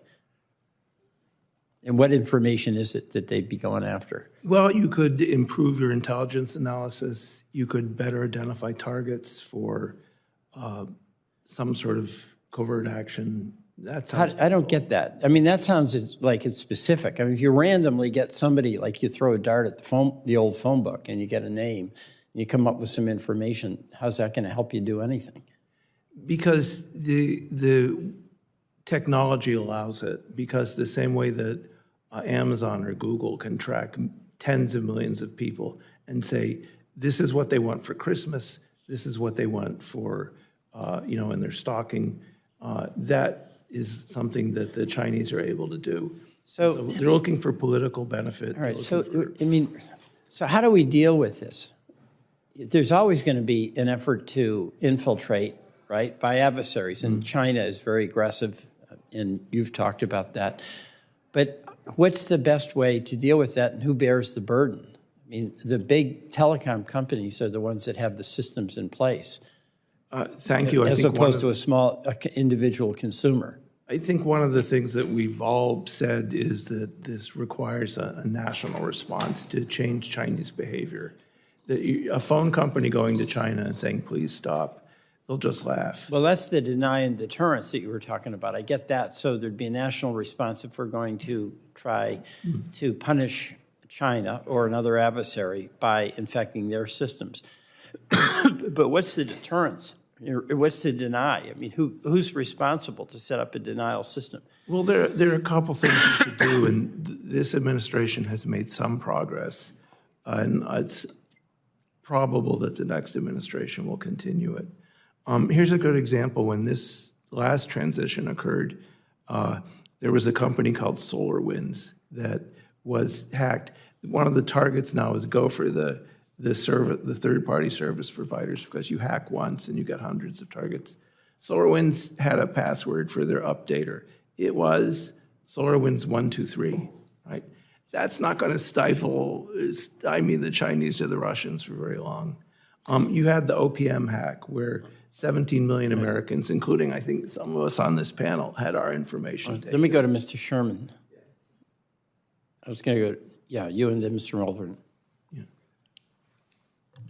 I think it's two things, right? As we're saying, we have to identify where are companies not following best practices. How do we require to raise the floor? Again, I don't think we should be writing 8,000, bullet points down and putting it in a law that doesn't change. But we can't keep doing this voluntary business anymore, where companies don't have any requirements in critical infrastructure sectors. And some they do, right? But where they don't, we can't do this voluntary thing anymore. All right, so how do we hold them accountable, and how do we impose that obligation? Yeah.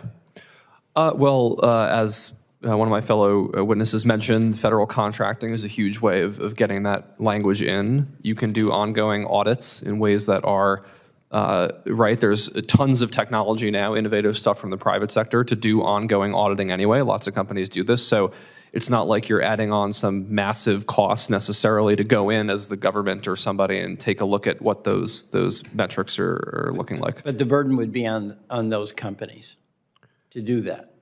To improve the baseline, absolutely. Yeah. Mr. Mullen, and you were going to look like you wanted to answer this too, but before you do, one of the huge concerns I have is the things that Mr. Donovan's talking about.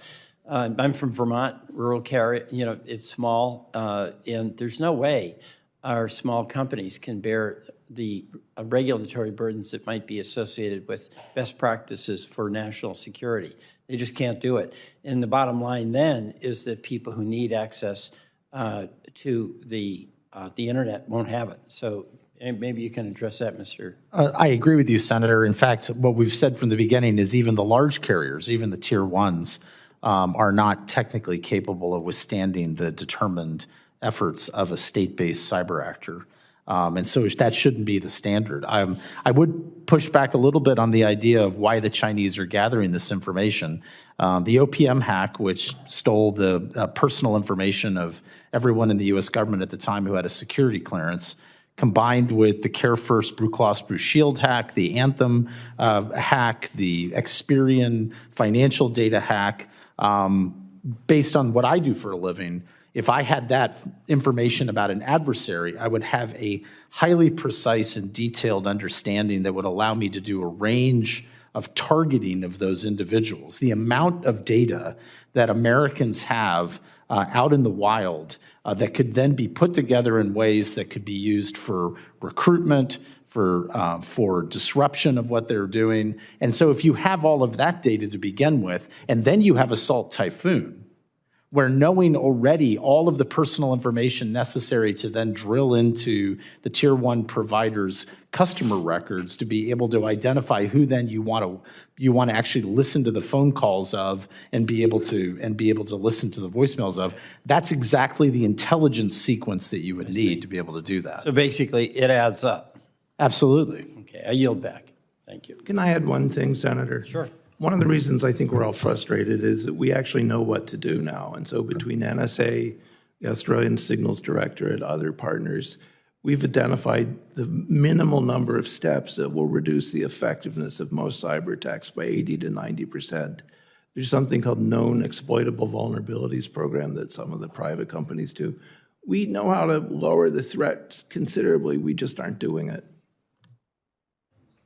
Thank you, Senator. Senator Blackburn. Senator Blackburn, you're recognized for your questions. Thank you so much, and thank you all for being here for the hearing. I appreciate it. Mr. Mulvanon, I want to come to you, and let's talk a little bit about what you refer to as the deterrence hole regarding China, noting that deterrence can involve denial and hardening networks, or it can involve punishment, which really relies on that retaliation from credible threats. So you talk about deterrence by punishment maybe being more effective, but we're looking at an increase in these threats and attacks, and you all just touched on that with Senator Welch. So as we look at a new administration coming in, talk to me a little bit about lessons learned. And you're just saying we know how to do this, and that's why it's frustrating. So drill down on that. What can we look at with a cyber deterrence posture? What opportunities would be there for cyber diplomacy and offensive capabilities, and things that would actually discourage our adversaries from trying to carry out the attacks in the first place? Thank you, Senator. I want to be clear that obviously we should do everything we can on the defensive side to bolster deterrence through denial by not making it easy for the adversary to get in the network. The key issue that I often run into when talking to people about this is a belief that there is a silver bullet out there. There is a technology, there is a U.S. vendor that has a piece of hardware or a piece of software that is the answer, and therefore there are going to be no more intrusions. But unfortunately, the nature of the cyber domain is such that the offense is always outpacing the defense. So my point is deterrence through denial is impossible to be the only solution. It has to be paired with deterrence through punishment. We have done a lot of deterrence through denial through equipment upgrades and software upgrades. Deterrence through punishment, in the case of China, is not something that we have pursued. We have done it on a limited basis with the Russians. We've done it with lesser powers. We've seen real impact from it. But it is, as you suggest, Senator, a range of things. First and foremost is a declaratory policy. A declaratory policy that draws a line that you can defend. Now, often our declaratory policy in cyber is something pretty anodyne along the lines of the United States government reserves the right at a time and place of its own choosing to respond to a cyber attack against a U.S. target with the full measure of U.S. national power. It's not that we haven't said it out loud that's the problem. It's that we haven't backed it up. Okay. And what that means is when we have attacks like the attack against Sony, the attack against GitHub, the attack, Volt, Flax, and Salt Typhoon, the world is awaiting understanding what our response is going to be and whether we are going to impose costs in any potential realm. What we know doesn't work is naming and shaming. We know that listing the operators and putting them out on an Interpol red notice does not do anything. We know that talking to them about it alone doesn't do anything. One area where we did have frankly, some very positive results was when the Obama administration put out an executive order ascribing cyber sanctions to Chinese state-owned enterprise executives and others that financially benefited from Chinese commercial cyber espionage. Because we were touching people that were actually directly connected to the leadership. Right. I'm a big follow the money guy in that sense. But at the end of the day, there are things we can do in this symmetrical domain where we can actually signal to the Chinese in cyber that we are holding capabilities that they have at risk. We can do it in a gray way that is not publicly visible so that they don't feel that international reputational shame, feel like they have to respond in order to defend national dignity. But they nonetheless will get the message that, in fact, there will be costs in the future if they do something like that again. Right. Thank you.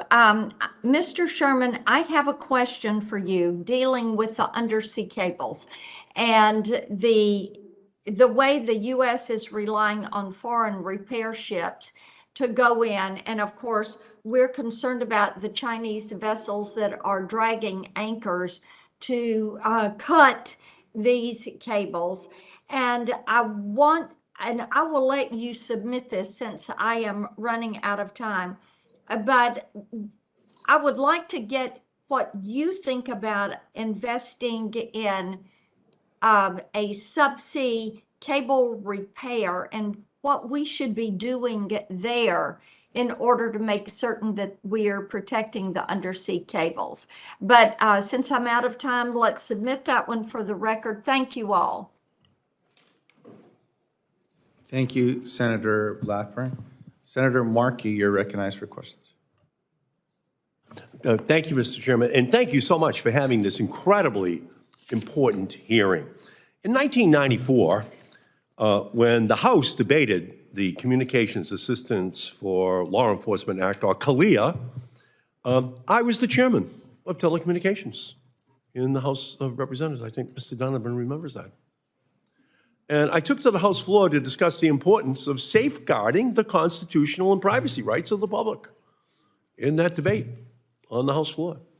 I also pushed on the House floor for clear, comprehensive cybersecurity standards, recognizing that a backdoor into our telecom networks would create an enticing target for hackers domestically and internationally.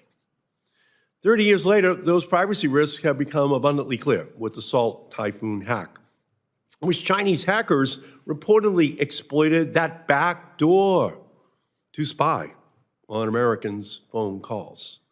This hack appears to be the most disastrous and impactful telecommunications hack in our nation's history. As our witnesses and my colleagues have said today, we urgently need to enhance our cybersecurity defenses to ensure a hack of this nature never happens again. Mr. Lewis, you talk in your written testimony about how the FCC should use Section 105 of CALEA to secure our telecommunications systems. Can you elaborate on what the Commission should do under this authority? Thank you, Senator. And as you well know from chairing the committee that drafted CALEA, it had cybersecurity provisions in it, and perhaps they haven't been lived up to as much as we would like. Yes, and I would have been the one putting those provisions in that bill at that time. So they have not been used. Is that what you're saying? They're being used incompletely, partially. We could do a better job. That's a good starting point. FCC and other parts of the new administration will need to figure out what to do next on supply chain, on federal acquisitions regulations. But CALEA is a good place to start for the FCC. Yeah, and why do you think they never acted, the FCC, over the years? Well, some of it is there's a presumption that the companies are doing the right thing, and in many cases they were. What we have is a very dynamic, well-resourced opponent. And the opponent is? China. Right. But we also have a well-resourced telecommunications industry. Not in comparison, unfortunately, Senator. The Chinese are willing to spend money that the telcos could only dream of to get into their system. So it's a dynamic battle, and what might have worked 5 years ago doesn't work now. And, well, obviously, what the Chinese had 5 years ago isn't the same as what the Chinese have today. So it's a constant game of spy versus spy. It's like Mad Magazine, right? And if one side stops spending, then the other side gains the advantage. So there obviously has to be some additional spending, which takes place, and if it's not the companies. Well, the oversight part is important too, because if you look at the rules in CALEA written so many years ago, they're actually adequate, right? They're written in a way that they could be implemented. And who is making sure that someone is following them? And that's where some of the things that the FCC has proposed now for annual reporting probably is useful. No, I appreciate that.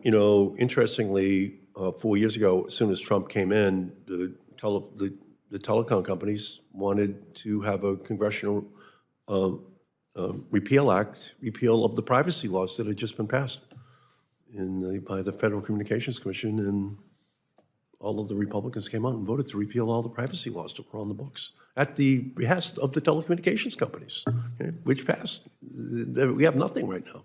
So, I think it's more complex, to be honest with you. I think the telecom companies could have done a lot more, but they don't want to do anything on children's privacy or or even these security upgrades. Okay, you just have to spend the money. You're in that business. You just have to accept that that's part of network reliability. So I think the hack does deserve attention, immediate action, and I'm glad the commission has begun the process to require telecom providers to secure their networks and urge the agency to use the full scope of its authority to protect our communications system. It's not just a vulnerability that comes from the Chinese, but it can come from any other place in the world as well. And ultimately, the private sector just has to have a responsibility to upgrade, to protect as the cost of doing business. It's just the way it is.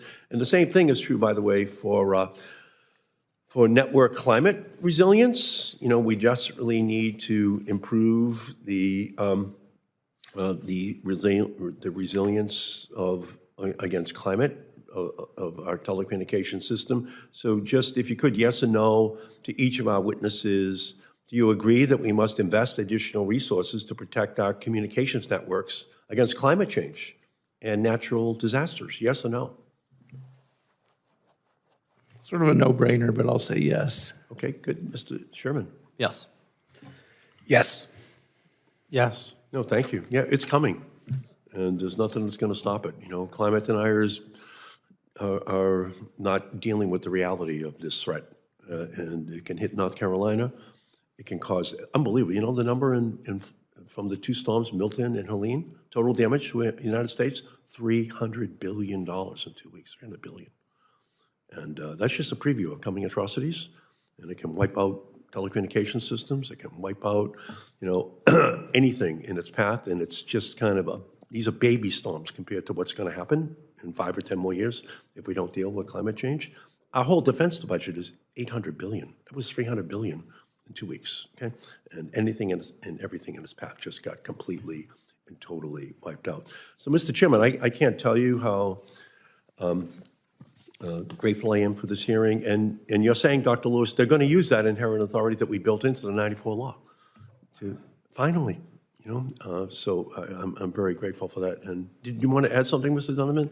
I'm being indulged by the chairman right now. Yes. I would just add that part of the funding necessary in other programs, you know, well, with the Universal Service Fund, that simply put, we are under attack on UNICEF in the courts right now, and that creates uncertainty that could strip away the funding that allows these companies to even exist, let alone invest in their cybersecurity. No, I get it. Thank you. Much appreciated. Thank you, Mr. Chairman. Thank you, Senator. Senator Rosen, you're recognized for your questions.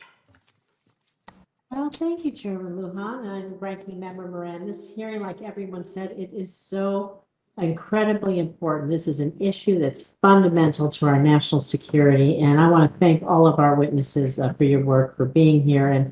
And as everyone's been so worried, we're worried about zero trust, right? Because many cybersecurity practices, they span over sectors.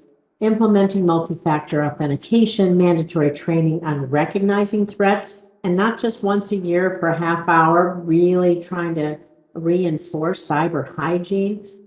Data minimization, it's really important. And being sure that we talk about that zero trust architecture where verification is required at every major point of access. And historically, our telephone networks were built assuming that only those with authorized access would be able to get into certain pieces of the network. But of course, we know it's no longer the case. So, Mr. Donovan, I'm going to ask you a little bit of a two-part question. What dynamics have prevented the telecom industry, especially small providers, from building networks with zero trust approach? And what could Congress and federal agencies do to ensure providers, big and small, are empowered to prioritize securing their network? And then I'm going to ask Mr. Sherman if you have anything to add. Well, thank you for the question. You know, there's a couple different buckets. One, for the carriers that are going through the rip and replace process, it has been the lack of funding to complete that and to remove this untrusted equipment from their networks. But for all carriers, and to continue what I was mentioning a little bit before, that it's been the lack of the Universal Service Fund to maintain, to continue to allow operating expenses to include cyber. The margins are extraordinarily tight, and we need to have that support to maintain telecommunications service in rural America, just like why the program was created. To the latter point, it really is, it's full-on information sharing so that we have an all-of-government approach to help carriers respond to some of these attacks and get ahead of them. Cyber is a scale game, and so we need everyone working together on this.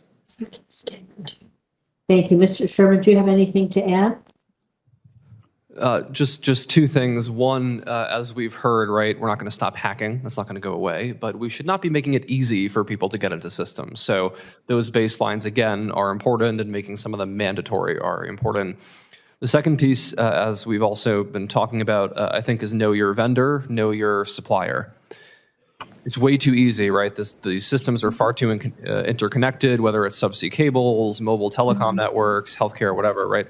It's way too interconnected with too many companies, too many parts made in too many different places, that if you're not aware of where those parts are made, have they been tested, who owns it, that's a huge vulnerability space. So, again, we have analogies in other sectors for KYC and banking and other areas. We should be taking those principles and frameworks and applying them to these technology issues. Yeah, I couldn't agree more. I actually wrote a little software system of phone trunks many years ago, and so I know a little bit about this. But I want to talk about the funding piece, because this is so important to all of us. And you talk about Universal Service Fund and others, but we think about the E-rate program, and how do we allow schools and libraries to use funding for cybersecurity? We know that they've received $5 billion in requests over the first year. We think about how we expand some of those things in the E-rate program. So to all of the witnesses, I know I'm moving off to something a little different. Are there other federal telecom programs that we could expand eligible expenses to cybersecurity? Is it worth establishing a specific program for telecom cybersecurity? Because in my opinion, if simply adding cybersecurity requirements, is that really enough? So Mr. Donovan, we'll start with you. Should we expand, or should we try to create an overarching system that everyone can use? Sarah, I think you touched on a really important piece of this, that it's one thing to tell the industry, you need to do more, you need to do this, you need to provide these reports. But if there aren't the resources available for those carriers, no matter the best of their intentions, they simply cannot do that. As Senator Welch touched on before, you will drive these companies out of business. We need to make sure that we are resourcing them to address these threats. Anyone else have anything to add in my last few seconds, thinking about maybe setting some templates that certainly some of our smaller carriers can use that would make them less vulnerable? There is something we could add, Senator, and it's a good question. We talked about it a little earlier before you joined us, but the federal government is actually the largest single consumer of IT products and services in the United States, and one of the biggest in the world. So changing the federal acquisition regulations to require more secure hardware, more secure software, more secure services would benefit everyone, including some of these smaller institutions that we've been talking about. It's nice because you don't have to choose to sell to the government, but we think that it would create incentives for people to improve their products without adding to the budget woes. Well, thank you. And Mr. Chairman, this hearing overall has been so incredibly helpful. I appreciate it. And thank you again. Senator Rosen, thank you very much. Senator Klobuchar, you're recognized for your question. Thank you. Thank you, Mr. Chairman. And thank you for this hearing. I'm sorry I had the Capitol Police Chief before us today in the Rules Committee, or I would be there in person. I'm the co-chair of the Next Generation 911 Caucus, and our focus is on ensuring that our emergency communications are secure. Ransomware attacks have taken down 911 systems, as the witnesses know. In August, a cyber attack caused outages to the 911 system in Austin, Texas, and in 2018, Baltimore's 911 dispatch system had to be shut down because of hackers. And of course, many, many other things have been warded off because of good work at the federal, state, and local levels. Mr. Donovan, in your view, what can Congress do to ensure the resiliency of our emergency response systems in the face of a cyber threat, especially in rural areas? Thank you for the question, Senator. I think this is a continuation that these networks are interconnected. The telecommunication services help power emergency services, 911, as we talked about earlier in the hearing, even our automobiles going on. And so it's shoring up those vulnerabilities across the entire ecosystem will inure benefits on emergency services and 911. Thank you. Mr. Lewis, I believe the public and private sector have to work together whenever possible on this. We know oftentimes private sector is on the first line of defense. They pick things up as like the recent Chinese hack with Microsoft. Can you speak to the importance of the federal government and private sector working together to improve cybersecurity, especially for small businesses that have fewer resources than the big ones? We can't have a situation where small businesses get pushed out, shoved away because they don't have the cybersecurity to protect things. And so we're going to need a combined effort on this front. Your testimony notes telecom companies could be investing more in acquiring cybersecurity talent and expanding security teams. Could you talk about this? Certainly. Thank you, Senator. One of the changes in the last decade or so has been the shift for spending on research and development, on creating new technology, on innovation, from the government agencies to the private sector, to some of the big tech companies, to some of the startups. So the private sector is where the action is on this. And one way to take advantage of that for smaller companies and for smaller institutions is to think about where they can use what are called cloud services. Cloud services is basically you access the resource over the internet, but somebody else is responsible for managing it, for updating it, for making sure it's secure. So for a lot of things, I think moving to greater use of the cloud would be the answer, something the federal government has been sort of slow at doing, but I think the emphasis of the private sector and R&D, the use of private sector cloud providers, the benefits of the federal acquisition regulations emphasizing cybersecurity, that's a good way to partner with the private sector. Very good. Mr. Sherman, AI has great potential to improve our infrastructure, but as we all know, it also has new risks, and we have to make sure that our infrastructure is staying ahead of foreign adversaries, and that means we have to have our AI protections in place. I've worked on this extensively on the democracy front, but I've also worked on it extensively as the member of this committee, the Commerce Committee, with Senator Thune. Senator Thune and I have introduced legislation that passed through the committee to set up guardrails for the riskiest non-defense applications of AI. Our bill would ensure AI systems used to manage our critical infrastructure undergo rigorous testing and scrutiny before it gets deployed in the real world.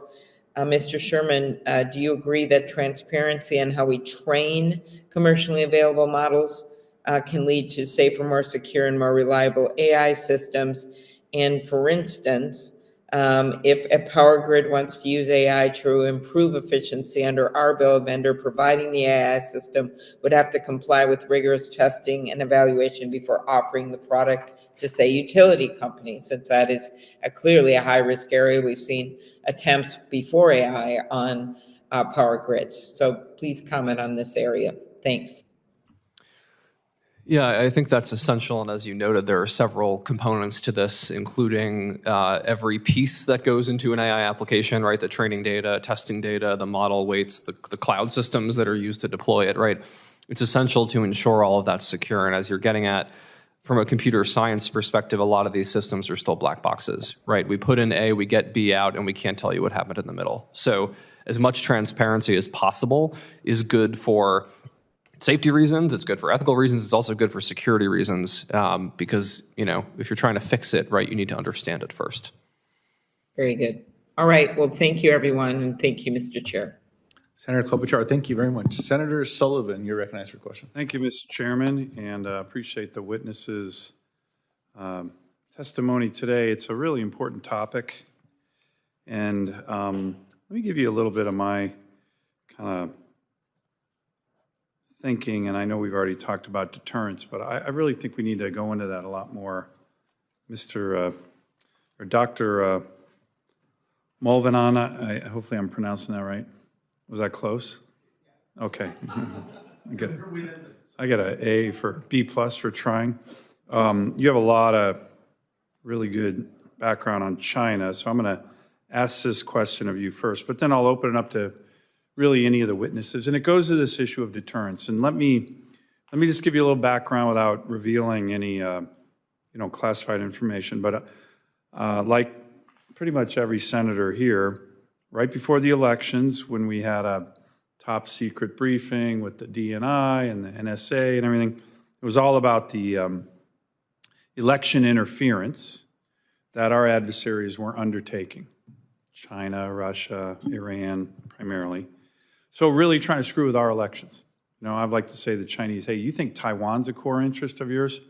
You're going after American democracy by coming in when your dictators would never have the guts to stand for election. Like, this is a core interest of ours. There's nothing more important than American elections and democracies. And yet these countries feel very free to go after, try to disrupt our elections, when they, again, would never have the guts to do it. Then we got this Salt Typhoon briefing. Breathtaking, I would say. Not in a good way, but shocking, just how exposed we are, and still are. I think that's not saying anything that's classified.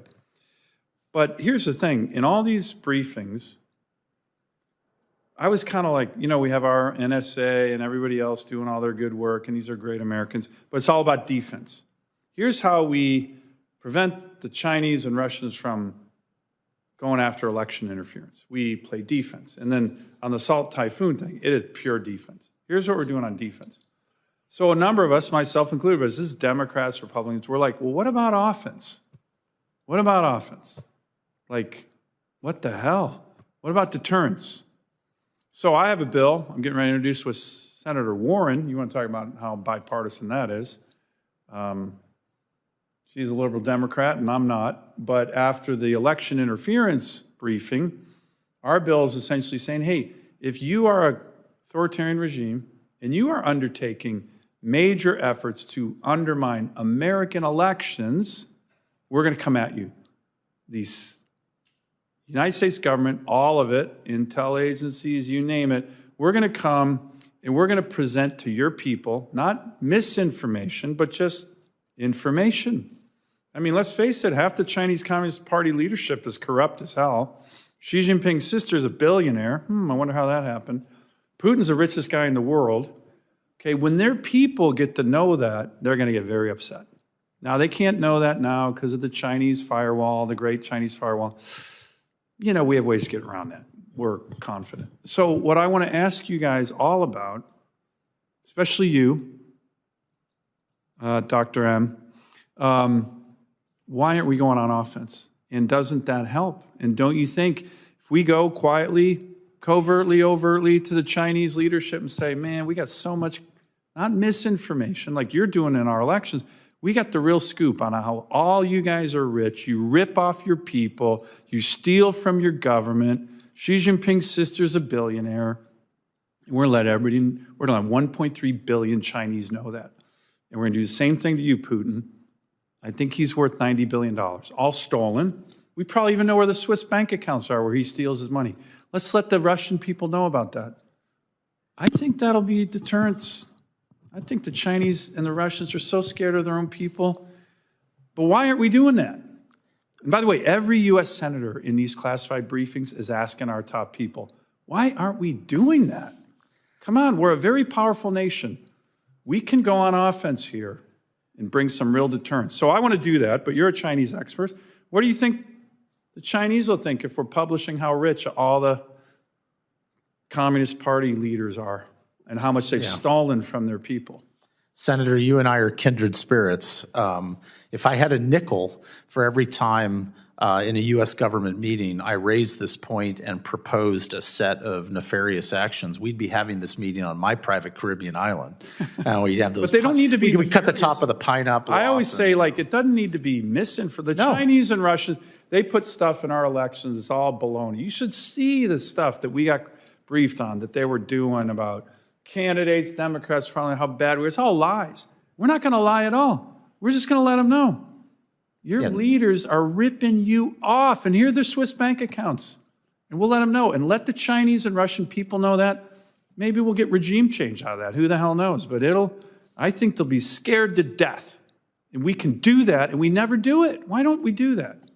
Senator, there are two things you've raised that I, amen from the chorus. One is the United States has a pretty spotty record of trying to engage in deception and lying. Our open society, our free press militate against us telling lies abroad.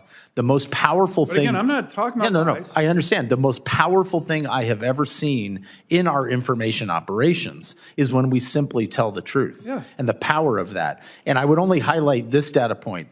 The two pieces of information that caused the Chinese Politburo Standing Committee to leap higher and be angrier and exact more revenge than any other were the articles by David Barboza and Mike Forsyth in Bloomberg and the New York Times about the personal billions of Politburo Standing Committee members and their families. Nothing has caused a reaction within Zhongnanhai like the publishing of those two articles. And why is that? That is because they are absolutely concerned about the visible hypocrisy of carrying out an anti-corruption campaign and claiming that the party is the source of all truth and wisdom and that there is a purity to the party when in fact their own relatives are enriching themselves using their personal connections. Okay, so why don't we go to them overtly or covertly and say, look, you're messing with our elections. Yeah. Our elections, right? Again, you think Taiwan is a core interest? You're messing with American elections. You keep doing this, we're going to let every one of your 1.3 billion citizens know how corrupt and rich all of you are. Yeah. Why don't we do that? And what do you think they would do if we did that? It would cause a tremendous amount of instability within the leadership, which frankly is not as a predicate to regime change, even as a predicate to the Chinese people making different choices about who they want to rule them and the system in which that ruling is happening. This is the most powerful informational weapon we have, is to simply hold up a mirror and say, this is exactly what we know is going on in your system. And oh, by the way, almost all of that information is knowable through open sources and does not run into some sort of equities issue related to sources and methods. And do you think it would start to have a deterrent effect? Maybe next time they think about messing with our elections, you think they would think twice, like, I'm not sure I want every Chinese person to know how rich Xi Jinping's family is. I have long argued that this is one of the most interesting and potentially effective wedge things we could do, yes. Good, okay. Anyone else have a view on deterrence and letting, I'll give you another example. You saw Navalny, who Putin ended up killing. They put that video out on Putin's, rich mansions on the Black Sea, I think, or the Baltic. Yeah. And, it had like 100 million views and got Putin's attention. He's very nervous about that. So in 2016, I was advising parts of the federal government on how to respond to Russian election interference. And at the time, they said, here's a menu of things we're going to do. Number one on the list was we would leak Vladimir Putin's Botox injection schedule. and I said, this is the best we can do. We're gun shy, so it needs support from the Senate and from others to make us be less gun shy. Leaking the money, you don't have to do covert ops, you don't have to do anything. Just tell that's been wildly effective, but we have to be a little less gun shy. Anyone else have a view on this? Deterrence. Deterrence. We're a big country. We can go to people and say, hey, you wanted to keep doing this, we're going to bring you a lot of pain. Yeah, and being much more of a Russia specialist, of course, you mentioned, Putin, fair amount of corruption there, right? Funny how, amateur judo wrestlers become billionaires when they happen to tussle with one of the richest guys in the world. Vladimir when they're teenagers. But I think as you're saying, and others have mentioned, that's an example where we can also take action to interrupt operations, right? And folks mentioned, okay, we have this 9 to 5, troll farm where people come in and clock out and post lies, as you said, about Americans and members of both parties. Okay, there's been all this reporting, right, about, the U.S. We went in and we shut down some of those farms and we knocked some of those servers offline. And did that stop them from getting back up? Definitely not. But I like think that's saying, good, but it's all defense, right? That's all defense. You knock out the troll farms. I Yeah, mean, I think we right, can do that. defensive, I'm just but more of that proactive action of saying, okay, if you're going to set up this infrastructure and this building to run these campaigns, can we actually get in there and shut that down? Yeah. Anyone else, any other thoughts? And Senator, it's also internationally around the world, and efforts are already underway on shutting down the influence and power of Huawei and ZTE. But that's where it's also so important that we finish the job here in our backyard so that we have that credibility on the world stage. 100%, I agree with that. Well, Mr. Chairman, thank you. I do think there's a lot of bipartisan agreement in the Senate that we need to be a little bit more offensive-minded and that we up the deterrence levels with these authoritarian regimes who are scared to death of their own people. And if we just let their people know, boy, look at how the leading Politburo Chinese members who talk about corruption, they're all rich as can be. I wonder how they got that. They stole it from their people. Let's let the Chinese know that. And then tell them, hey, quit messing with us, or we'll keep doing this. And your people will be rioting in the streets before you know it. Thank you. Thank you, Senator Sullivan. Mr. Sherman, we didn't get a chance to talk about Team Telecom. And I wanted to ask you a question about existing structures that the federal government established to help ensure companies make investments that keep their network safe. We've heard from Dr. Lewis about the list that's everyone knows that people should be doing, but others are not. You recommended in your testimony that Congress consider statutorily authorizing Team Telecom, which is currently operating on the authority of Executive Order 13913, which President Trump signed in 2020. Can you talk to us a little bit about that and explain about Team Telecom here? Certainly, Senator. So in the mid-90s, right, the FCC said, okay, we have a complex national security threat environment. Obviously, telecoms are a core target. We need to have a group of experts and other agencies talking to the commission about what those threats are. So informally, for years, it was known as Team Telecom. This is NTIA, this is the Defense Department, this is DOJ, advising the FCC on critical national security issues, including to subsea cables. So for years, this operated informally, bipartisan supported. It was renewed every administration. And in 2020, as you noted, President Trump formally made it an interagency committee. President Biden has kept that in place. So all to say, it plays a central role, and I'm happy to talk more about that, in identifying equipment that needs to be taken out of networks from China, in looking at subsea cable plans to connect the U.S. To China and elsewhere. But I think the core analogy is that we have other areas where we have these national security programs, right? We have CFIUS, the Committee on Foreign Investment in the U.S. Same thing, it was executive order, executive authority. Once Congress put that into law, that was meaningful for authorities, for budget, for transparency. Still getting there with CFIUS, but that was a core moment in cementing that in the government. So I think statutorily authorizing Team Telecom would enable that oversight, would enable those proper authorities. I appreciate that. And Mr. Chairman, one thing that I think is important to note for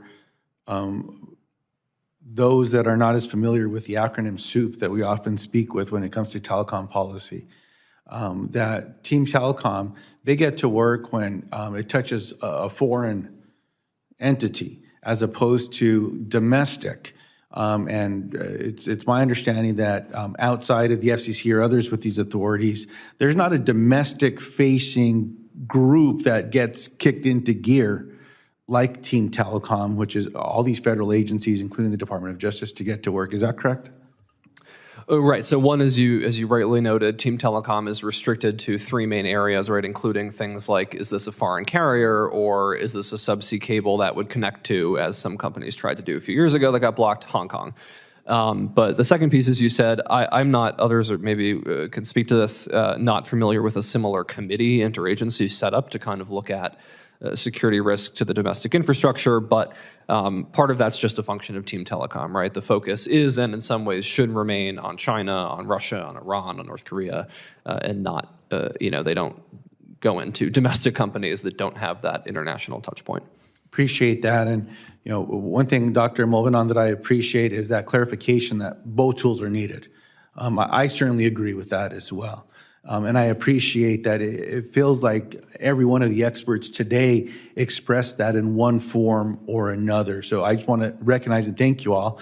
I also agree with the lack of direction that could have been included from the FCC, which was published after there was a briefing to members of Congress. It should have come before. And I think there's so much more that could be done in partnership with these entities.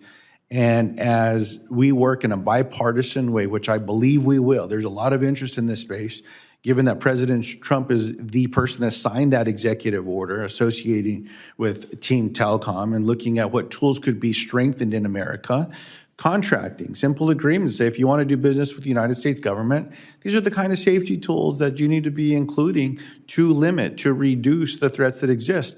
I've been concerned about the lack of trusted foundries that the United States now holds. This is another vulnerability that we have, not in the jurisdiction necessarily of this committee, but we should be having this conversation robustly across tools. You know, when families have to worry about the baby monitor that they purchase to keep an eye on a loved one, or who might be jumping into that to only do ill will. The threats that exist to the most vulnerable amongst us. It's not always someone that is barreling down the door of your home anymore that's going to take all of your financial holdings. It's someone that sneaks in through a text or through an email or through some other way that gets access to everything, and then poof, it's gone.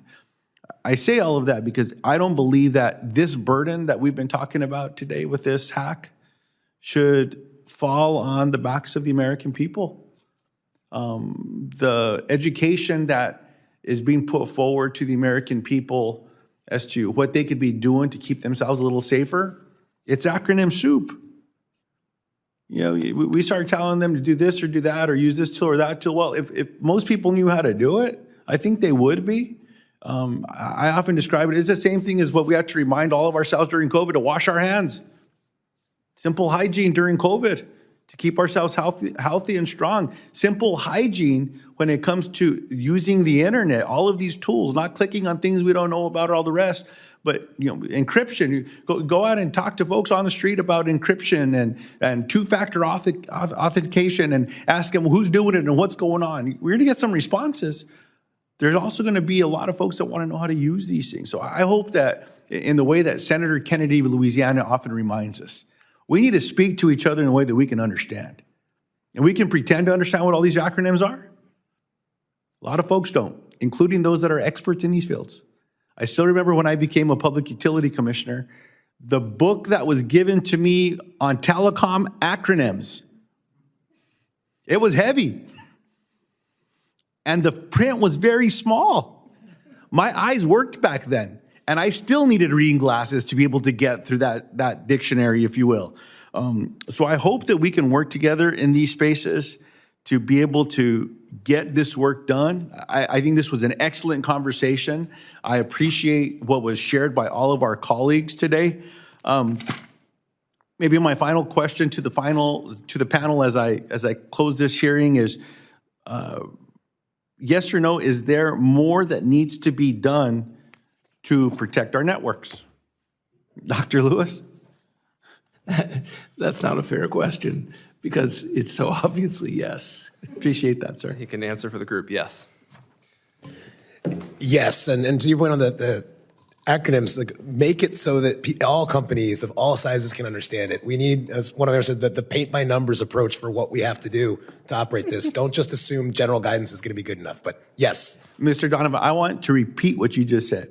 Make it so that the companies doing the work can understand it. I'm talking about people on the street, my mom, my neighbors, nephews, and nieces. Let's talk about the importance of putting this together in a way that we can understand it and that those that are responsible can implement it. I appreciate that very much. I'd just like to put that exclamation point on that. Dr. Mulvanov? Yes, and Volt, Flax, and Salt Typhoon are just the latest harbinger of the consequences of not doing what you're saying. What an important reminder. I appreciate that as well. Now, in my closing remarks, as we wrap up today, I just want to enter a few items into the record. The report published by the FBI CISA, and other federal partners titled Enhanced Visibility and Hardening Guidance for Communication Infrastructure, laying out best practices to defend our communication systems, and a blog post from T-Mobile providing an update to their customers in light of the Salt Typhoon attacks. Without objection. Now, it's clear that when we talk about these threat actors infiltrating our networks and accessing sensitive data through our national security, we're not talking about something that's theoretical. It's happening. This is before us. We're talking about the current state of affairs across all of these networks. And it's also clear that there are things we can do today to make our systems safer. Rip and replace. I'm optimistic that there is now support and language in the House version of the National Defense Authorization Act. We need to keep that in place. Telecommunication companies that were affected by Salt Typhoon must do full accounting of their network security practices to ensure they are ticking every single box that the FBI, CISA, and others, as Dr. Lewis shared with us today. I mean, every one of you pointed out what we could be doing better. Get that done before you come back and talk to us. I know they're listening today, or they have someone taking notes from this hearing. Get that done, because at least this member is going to ask you if you've done it. And we might do it in a hearing, we might do it in private, we'll probably do it in both. It's vital that companies are making the investments necessary to provide the support against these latest attacks. Lastly, federal authorities must do more to keep our networks safe. Going forward, I look forward to working with my colleagues in this room and everyone that has expertise in this space that cares about keeping the American people safe. Lastly, as my last hearing in this Congress, as the chair of this subcommittee, I just want to say thank you to all of the staff that provided support, all the journalists, some that are still here covering this today, that are sharing this information with the American people. It makes a big difference when we're talking about something so complex, but that is part of our daily lives. Together, we passed the single largest investment in broadband infrastructure in our nation's history and stood up a successful broadband affordability program. I'm pleased to see that there's support for rip and replace. We still have work to do when it comes to the Affordable Connectivity Program. 90 million people across America not being able to afford the internet when they have a hard connection is a problem. The promise of AI being able to provide a tutor to every young person in America that needs one is only as good if they can get that connectivity. We've got to get this one done. To Ranking Member Thune, I also want to thank him and his team for being such a strong partner. His availability and willingness to work together, to be able to work in a bipartisan fashion is something so very much appreciated. I congratulate him with his new leadership responsibilities and look forward to working with him in that space as well. And then lastly, Universal Service Fund. We had a strong working group, bicameral, bipartisan, came up with strong reforms and ideas. I certainly hope that that work is something that we will see more in the future, that product that actually gets to the president for signature, because this is desperately needed. A program that whose contribution factor from people that still have, here's another acronym, POTS, plain old telephone service. That's the old phone that you have in your house that's dependent on a copper connection that still runs to, some little piece of equipment you see when you're driving out of your driveway or on the road. That old service, some people still use that to make long distance phone calls, even though everyone that has a mobile phone can do it for no additional cost. If you're making those long distance calls from your plain old telephone, 30% cost factor is contributing to this Universal Service Fund. It's just not sustainable. We have to modernize. We have to be smart about this. We have to make sure it works for this next generation of tools that we have. I also want to thank Chair Cantwell, Maria, for her leadership in this committee as the chair of the full committee, and for always making these priorities her priorities as well. To Ranking Member Cruz, I look forward to working with him in the next Congress to move the needle forward on this and so many other areas. And to the members of the committee who I've really gotten a chance to learn from, find commonality with challenges that exist in my state and in their states with where and how we can work together. I also want to recognize Betsy, who's still with us here today, learning from her and getting a chance to work with her in this incredible role. Thank you for your expertise and being willing to work here. Eric, I want to thank you. I want to thank Matthew. There's a few staff that are no longer on the committee, but John, Sean, Christy, Mary, and Harsha.